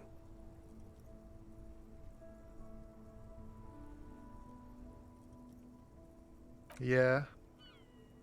Yeah, I get it. These are your rhymes. They're from your life. Doesn't matter if they're robust, they're honest. So, thanks, man. He's not lying. He liked the end. Yes, and I also thank you for stopping. We have a murder investigation to return to. How about we do that?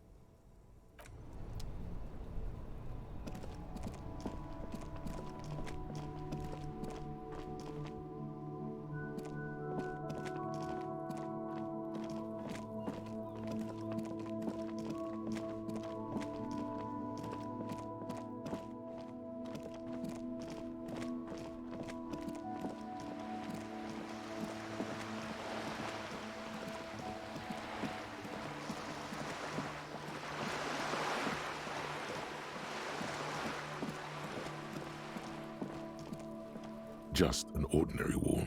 Nothing to see here.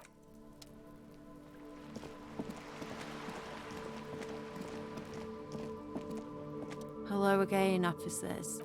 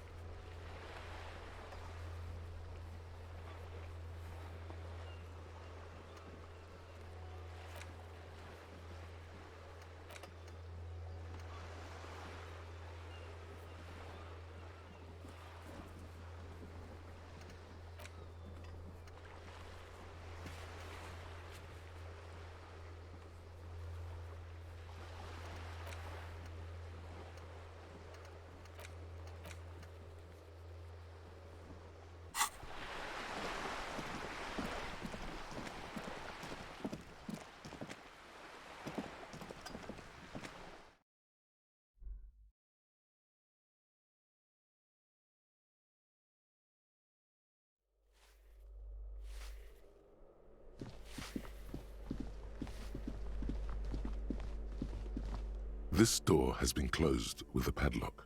A chalk-drawn number on the board.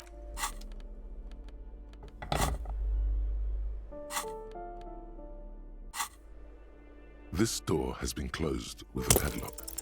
The shackle snaps like a twig, and the lock falls to the floor with a little thud. It should be possible to enter now. After you, detective.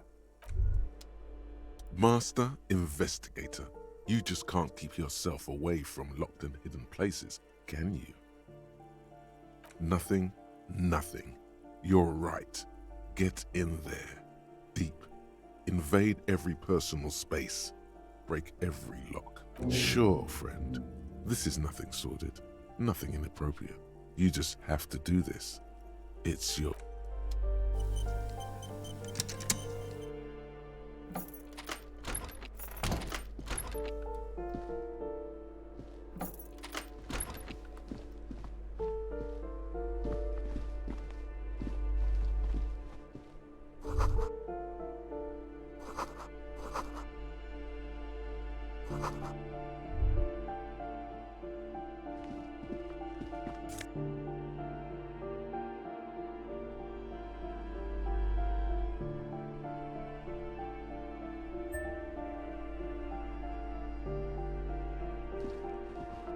A plaster-cast bust depicts a middle-aged man with impressive sideburns. The name on the plinth reads Kraz Mazov. Kraz Mazov, nom de guerre, was an economist and a theoretical historian. He was a leading figure in the Grad side of the turn-of-the-century revolution, where he headed the 9-day government. Mazov is considered the father of scientific communism, Mazovian thought, or Mazovianism.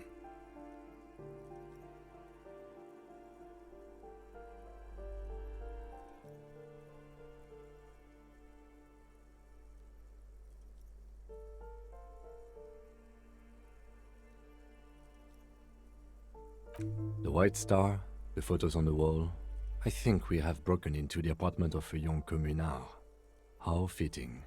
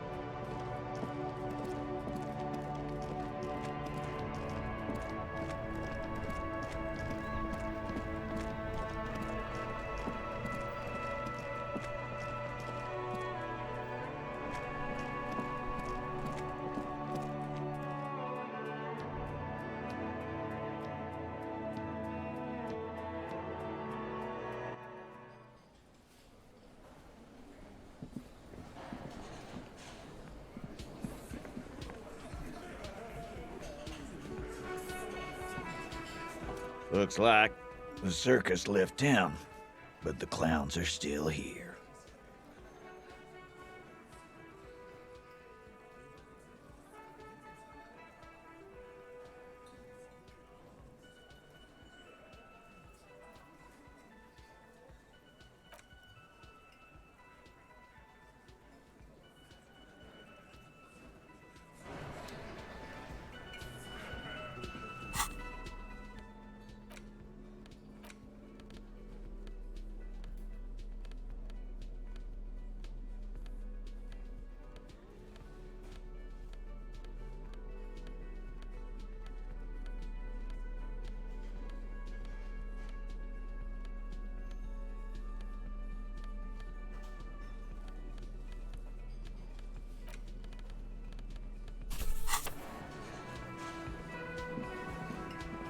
Looks like the circus left town, but the clowns are still here.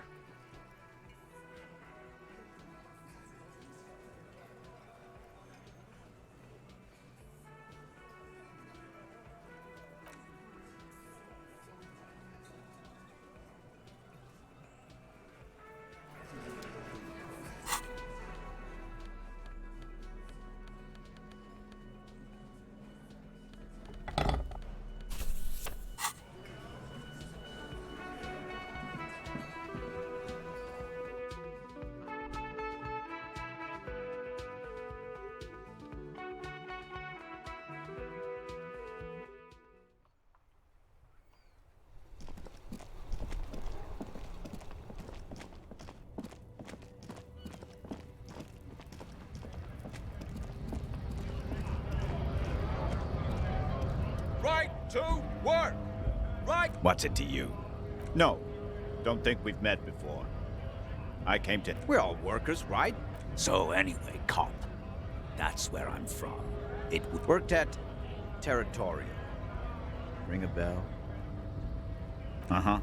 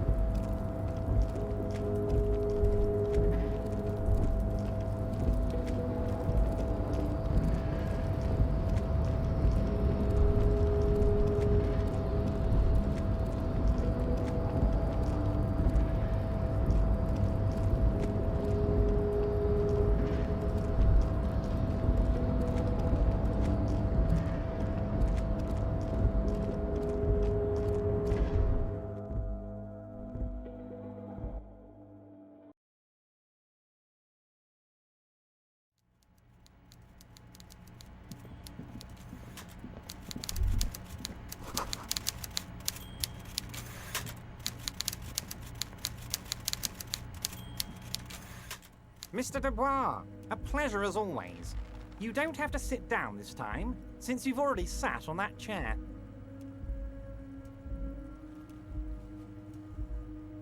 Oh, that's very nice. I haven't gotten around to her yet. I'm very, very busy, you see. I hope you're getting along. One thing I want to make very clear, Harry, is that this is not some kind of union versus corporation situation. Everyone is just pals here.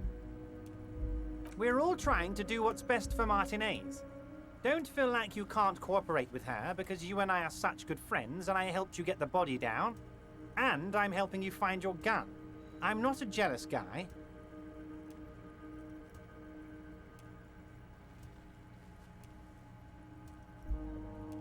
What do you mean, Harry? Nothing.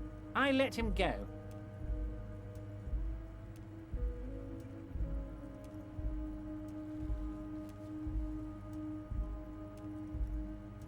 Empty all your barrels on me, Harry.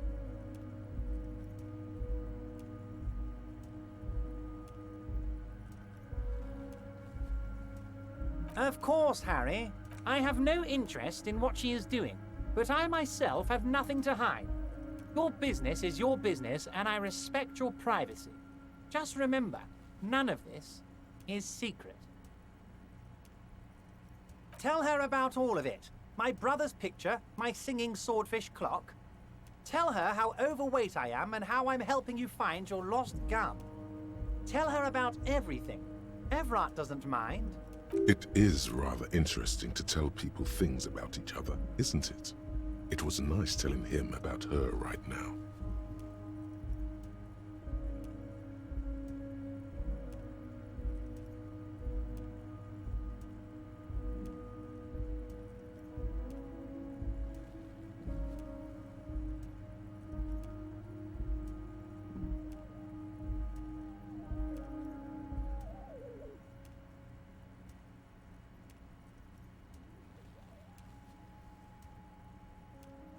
Most certainly, Harry. By all means, Harry. What's on your mind? Most certainly, Harry. Nothing brightens my day like brainstorming. By now, Harry, this You mean a security. He performs a motion as if I'm talking everything they did there. No, you haven't. Now, I haven't personally witnessed the brutalities out there. I have the luxury of staying in my container, you see. If I need to go somewhere, they just move my container. But enough of one of them. by... Harry, we got grit. There's a They're like... So deep. He... Aren't you... Oh, I'm not... if he's just boasting, then it sure doesn't feel like. By all means, Harry. What's on your mind?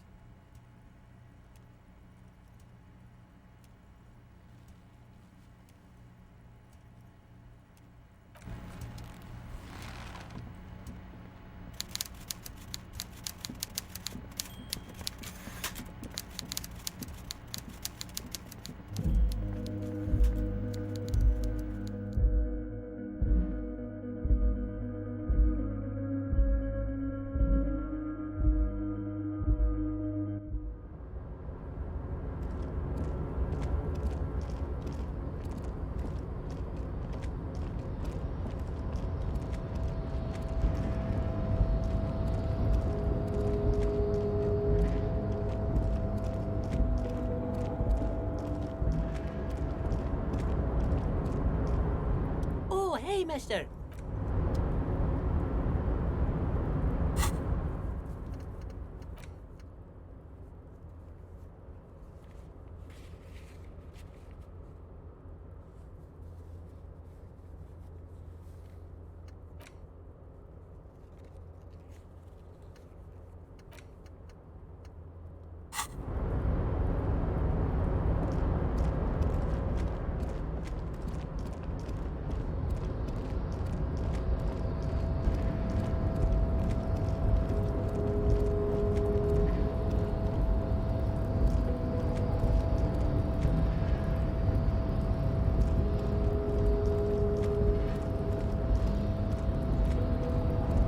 Rusting control panel with several knobs. ELYSIUM on, éteindre off.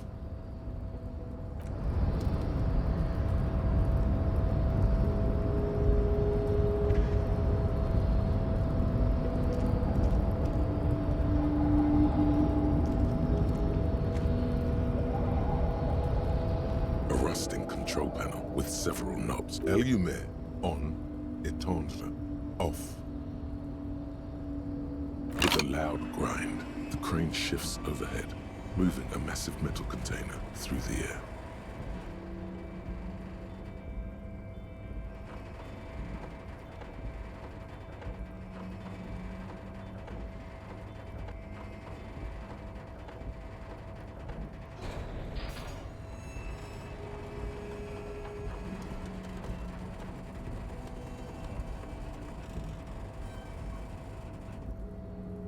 And, with a surprisingly quiet thunk, the crane places the container down. The harbor sleeps as the strike rages in the distance. The crane can rest again, now that its purpose has been fulfilled.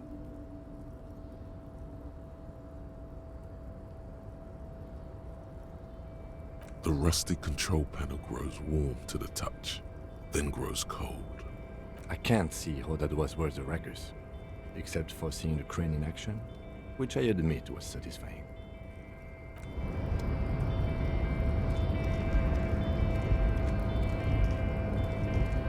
Before you stands a cargo container, just one of many in the yard.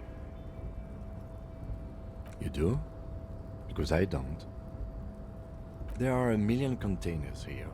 Why are you fixating on this one?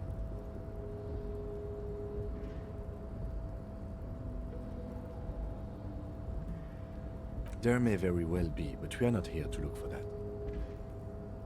We are not here to interact with containers. We are here to talk to the Union, right?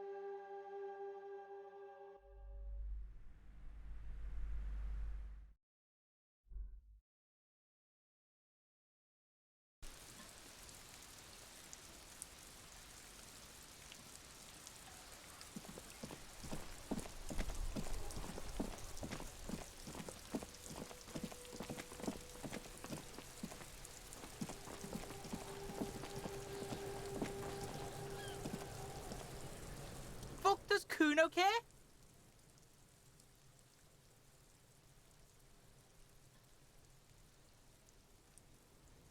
Kuno doesn't...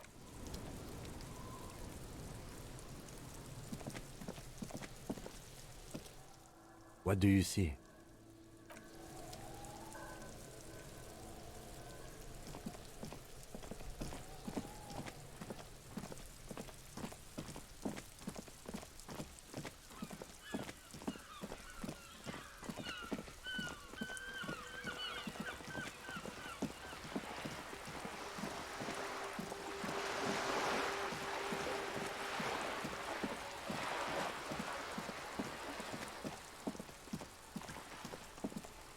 Just an ordinary wall. Nothing to see here.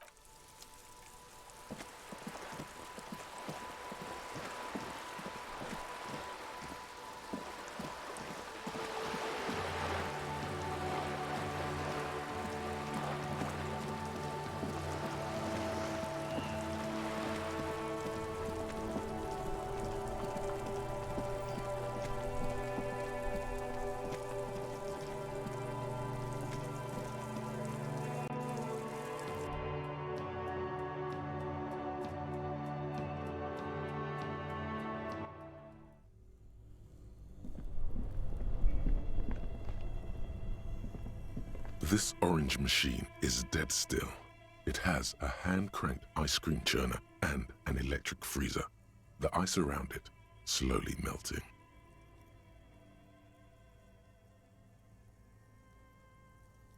Turning the crank feels oddly satisfying, like stirring your childhood dreams.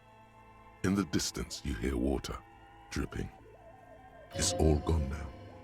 You'll never become a poet or an entrepreneur. You slip your fingers under the frozen lid, but the ice is too cold for you to get a good grip. A pry bar would come in handy here. No, this is going to need something else, some kind of super pry bar. Don't even try to open it with a regular pry bar. You're just wasting your time. If you want to try again, then you need to have the pry bar in your hand, detective.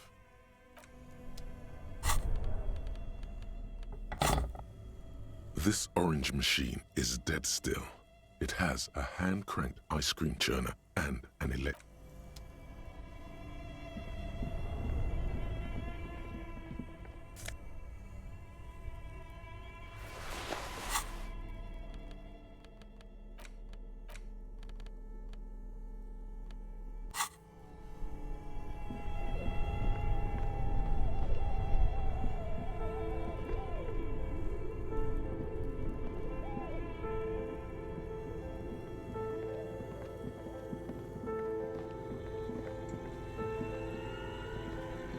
The bear's eyes are still glowing red, watching over all the ice cream wrappers hidden in a friendly cartoon bear.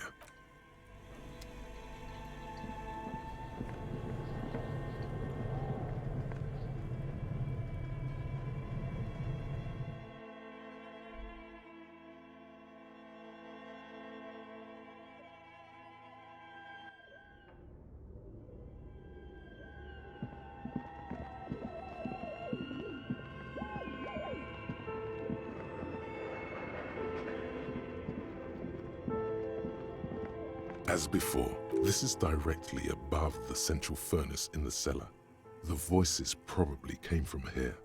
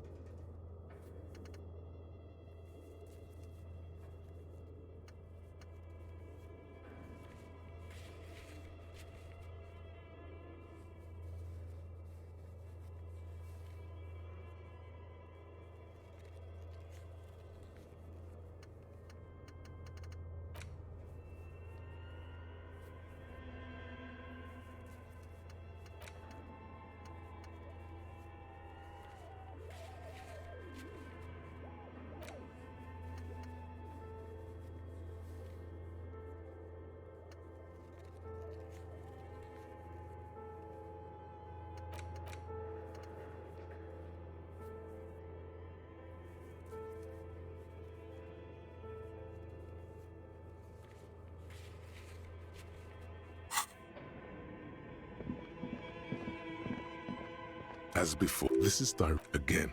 Your voice becomes a raspy croak. A sudden bout of self-pity comes over you. Sire, may we suggest something? Think of the yelling into the furnace as a grand performance. Use your chest voice, not your head voice. Perhaps it's not such a bad idea. Try it again, son.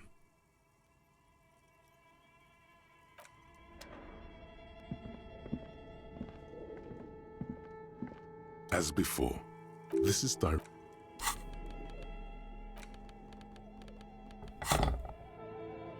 As before, this is direct.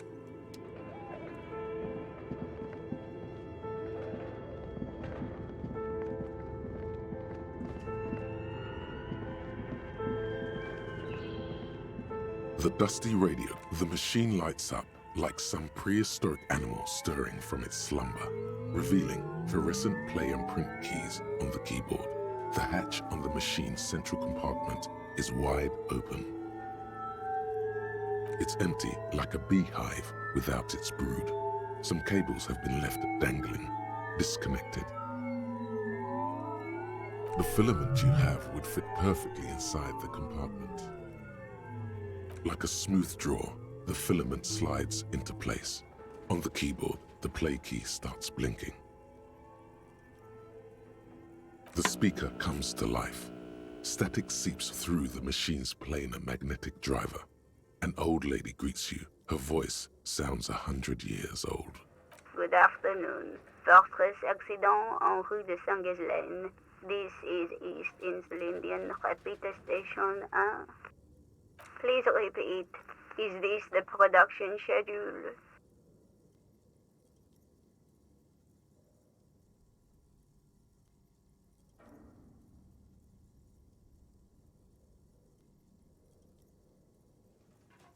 The filament you have inserted into the reader.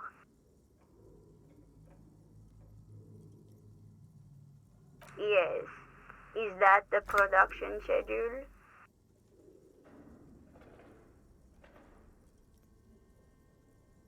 Good. Please repeat the password.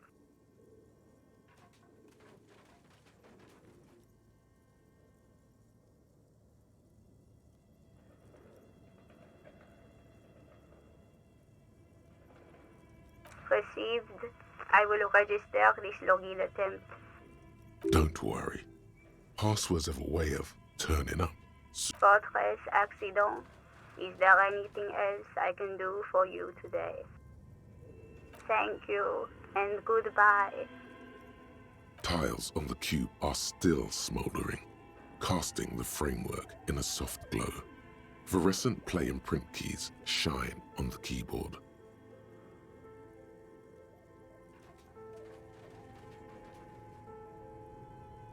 The speaker comes to... Good afternoon. Please repeat. Is this the production schedule? Thank you. Tiles on the cube.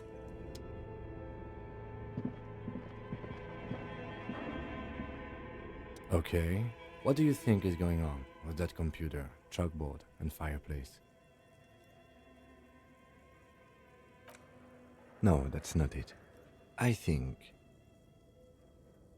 Like he's ready to lay out a fine theory, crafted together like a puzzle box. It looks like one of those popular pen and paper role-playing games, only these people were trying to automate it, make it work on radio computers. Utter madness, he thinks, as a compliment.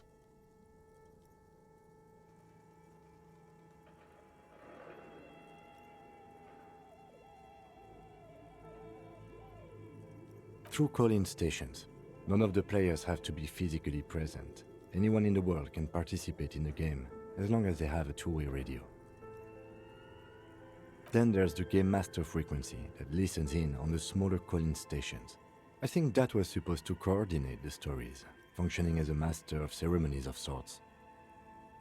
Coordinating so many games would take a whole switchboard of people, possibly divided into sub-frequencies. Not to my knowledge. They make automated games in Grad, Messina, Königstein. You know, places with industry. But I don't think anyone has attempted to create an inter-isolary game before. We just don't have the technology. Indeed, those Welkins are a dead giveaway. Role-playing people love that stuff.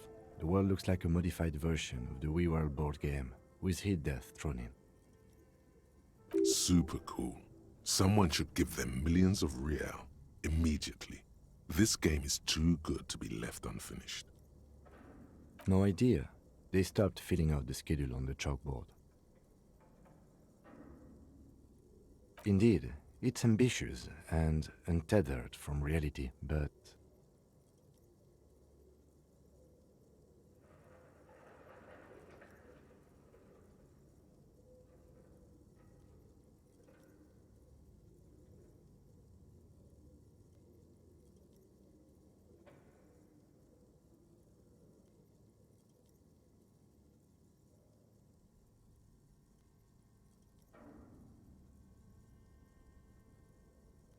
Yes, especially in here. Okay, let's keep moving.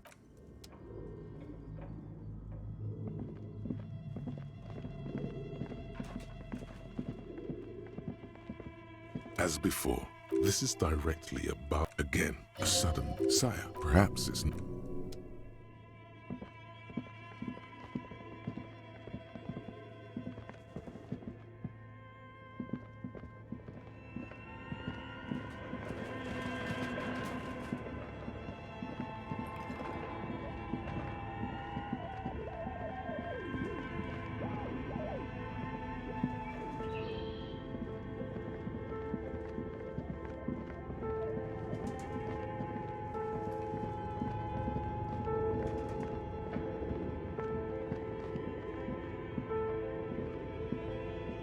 The barbell waits patiently on the floor.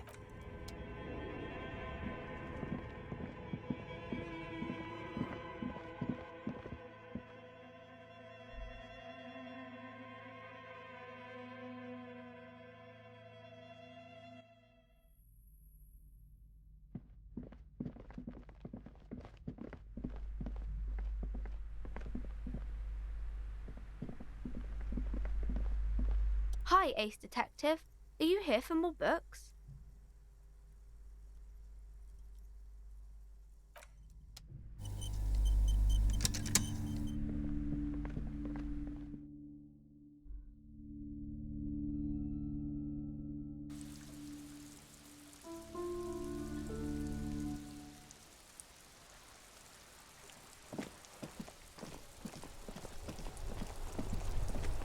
The dented yellow mailbox.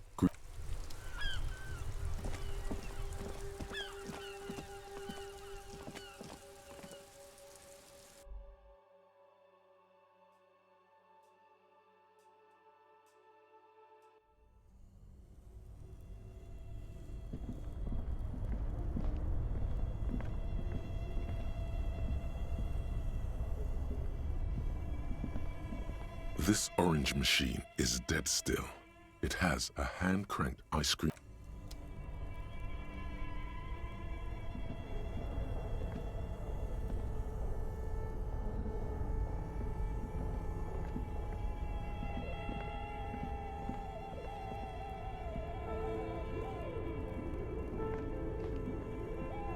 This orange machine is dead still. It...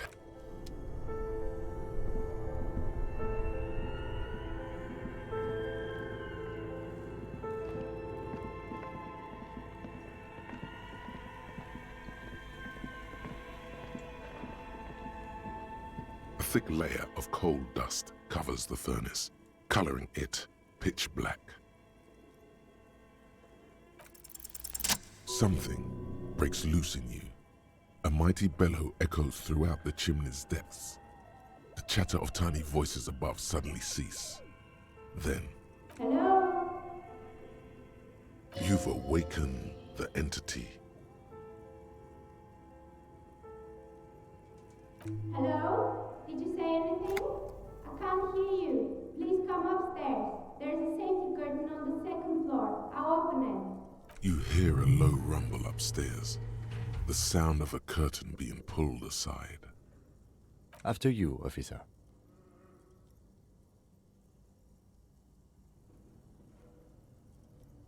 You're right. The rooms do look like they're connected, but malignant entities don't exist. At least not the supernatural kind.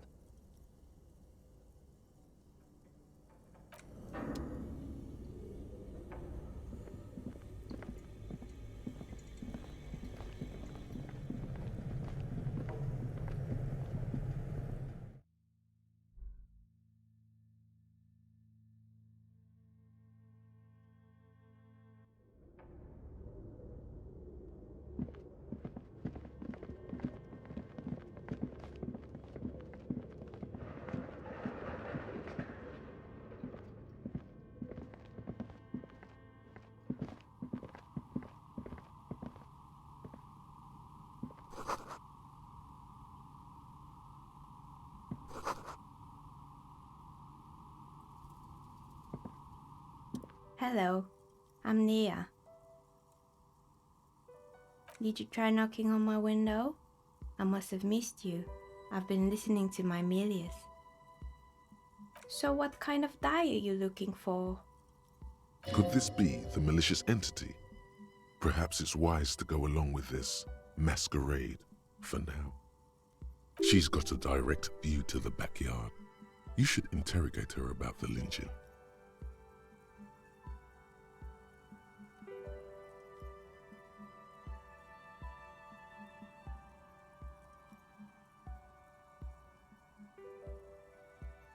Yes, Amelia is like a call-in station. You need a two-way radio to access one. That's why I have these. Mostly, they just teach you to swear in different languages. But some of the stations can be quite interesting. I was so absorbed, I must have missed you knocking.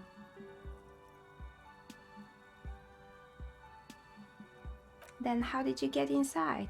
By the south entrance? You know what? It doesn't even matter. What matters is that you're finally here. Let's talk dice. Did you have something specific in mind? I'm a novelty dice maker. Tell me the name of your role-playing system and I'll make the die you need. That's why you're here, yes? Role-playing games? You know the one made by Fortress Accident. Does that count?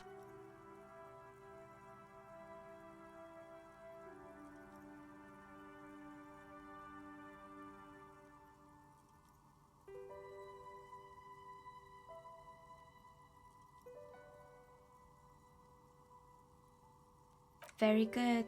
My rate is 10 real per set, unless you want something really unusual.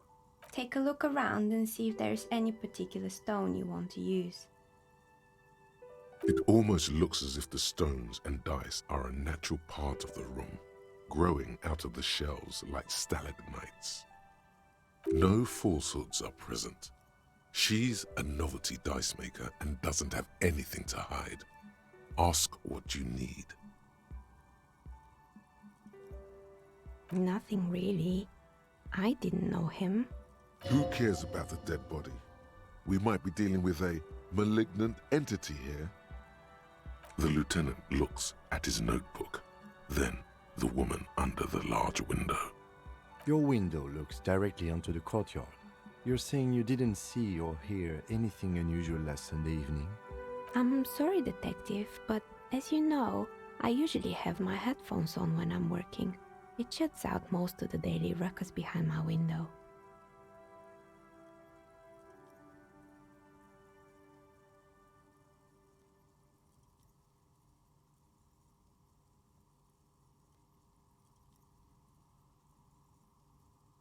Well, there's always something going on in the Whirling's backyard. During daytime, there are usually those kids. And lately, I've been seeing a lot of drunk workers hanging about. Must be because of the strike. She's heard of the murder, but did not see it, sire. She's not sorry to disappoint you. Informing on someone in a murder investigation would intrude upon her focused existence. But I never saw anyone during that fateful Sunday night, I'm afraid.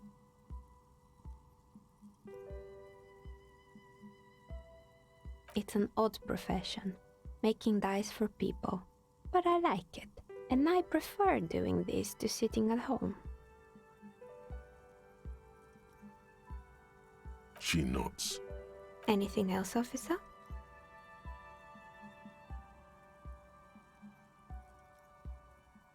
How did I become one?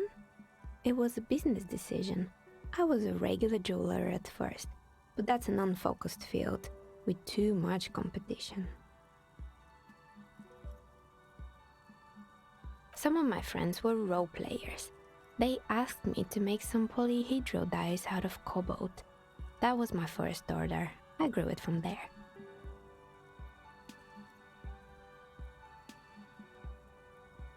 Not especially. I like working with rare materials and a steady pay. And role players as customers? They're nice people. She's thankful for the security they provide her.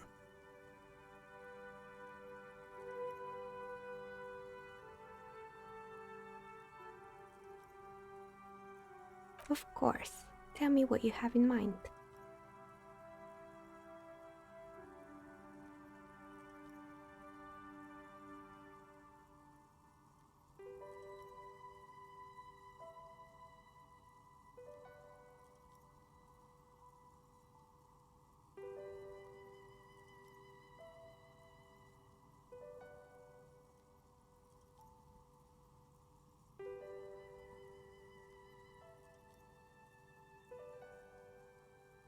I think I have just the right one for you.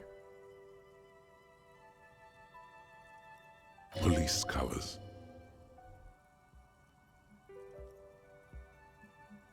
Not the most original, I know, but sometimes the obvious choice is obvious because it's best. Here, catch. They're a gift from me. Mr. Smooth moves. You snatch the dice out of the air with one hand, just like you're in a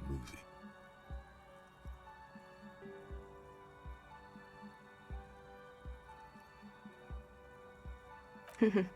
What are the odds? The red one is made of bloodstone with a lapis lazuli inlay, and the blue one is the inverse. Think of them as your lucky charm, officer. She smiled at you. She smiled. You truly are Mr. Smooth Moves.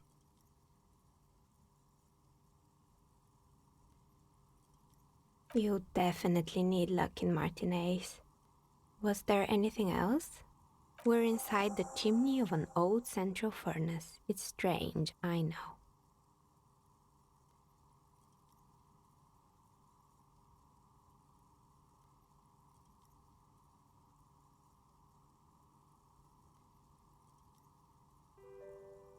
But when I arrived here, all the other rooms were taken, so I had to build myself a makeshift home.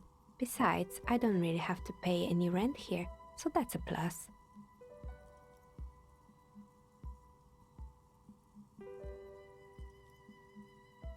Plaisance was right. There's an entity living in the chimney. You should ask her about the curse. Creative.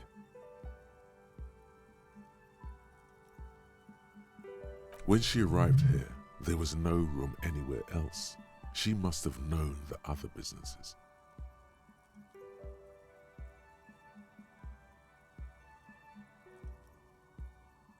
I've heard the stories, but I don't think those stories are true.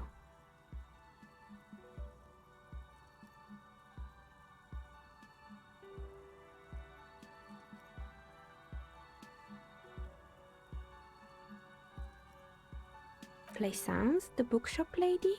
I've heard that her business is doing rather well. Have the energies spared her somehow?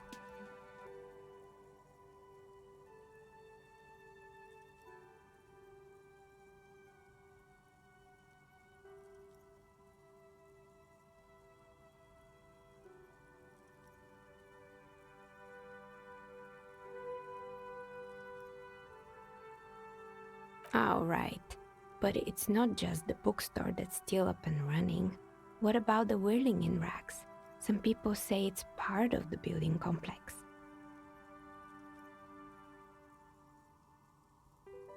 You could say so. Both houses were built at the same time and under the east of the Commerce Central project.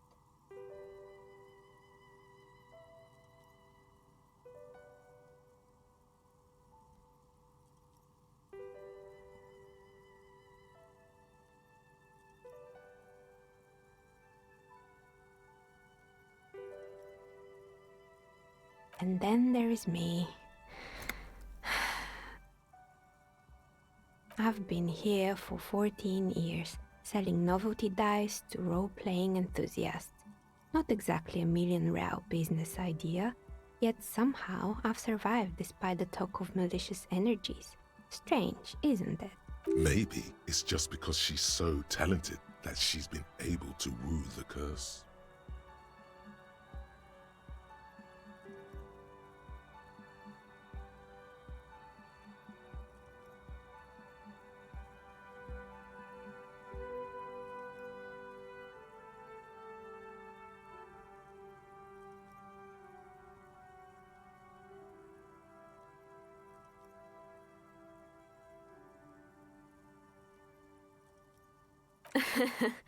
What, so the curse only affects people with poor work ethics?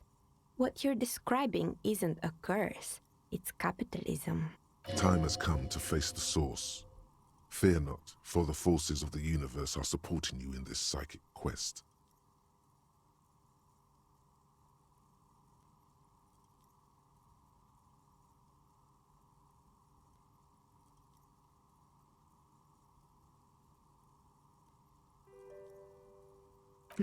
So I'm the Grand Dragon in the cave. Might I ask what supports this claim?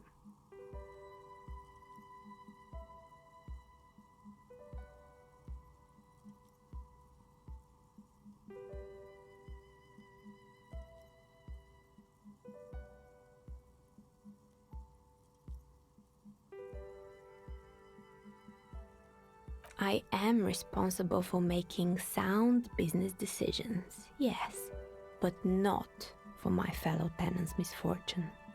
Well, if you ever find a way to explain all those inconsistencies in the curse, then let me know. That's all she has to say on the subject. She has been thorough and truthful, as far as we can see. Plaisance needs to hear about this. Perhaps if you combine your psychic energies, you will make sense of the situation.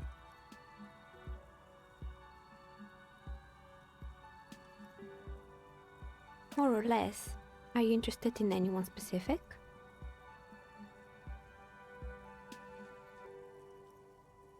Oh boy, the fabled Revachol ICT. You're in for a treat here. The place was owned by two guys who had some rather innovative ideas about marketing. The bear was one of them. Now ask me about their other ideas. Indeed. What were the other ideas? There was really just one, and it involved picking out the prettiest girls in the neighborhood and paying them 20 cents per hour to man the booth. And by man the booth, I mean slump behind the counter with a face that could maim you if you ever dared to disturb their bored magazine browsing. Fritta does the same thing.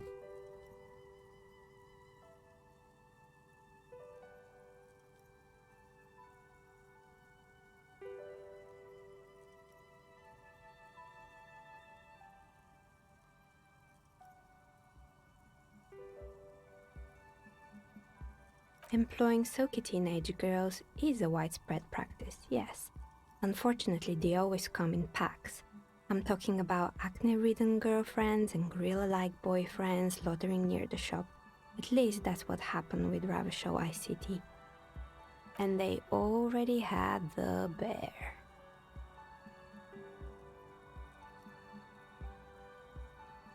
Of course not.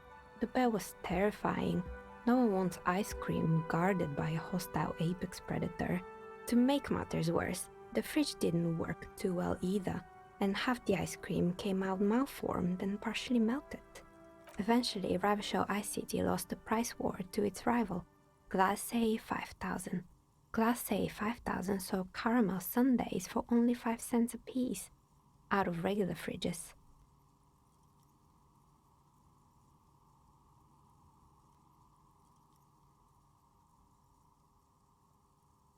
The taxidermist who made it said it was his vision beast. He said he met his vision beast while high on desiccants. He called it Megatherion. Sounds cool.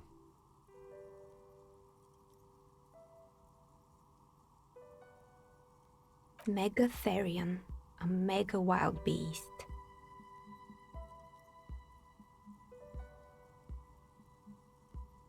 It's an imaginary beast that guides you through life by telling you to do more drugs, mostly.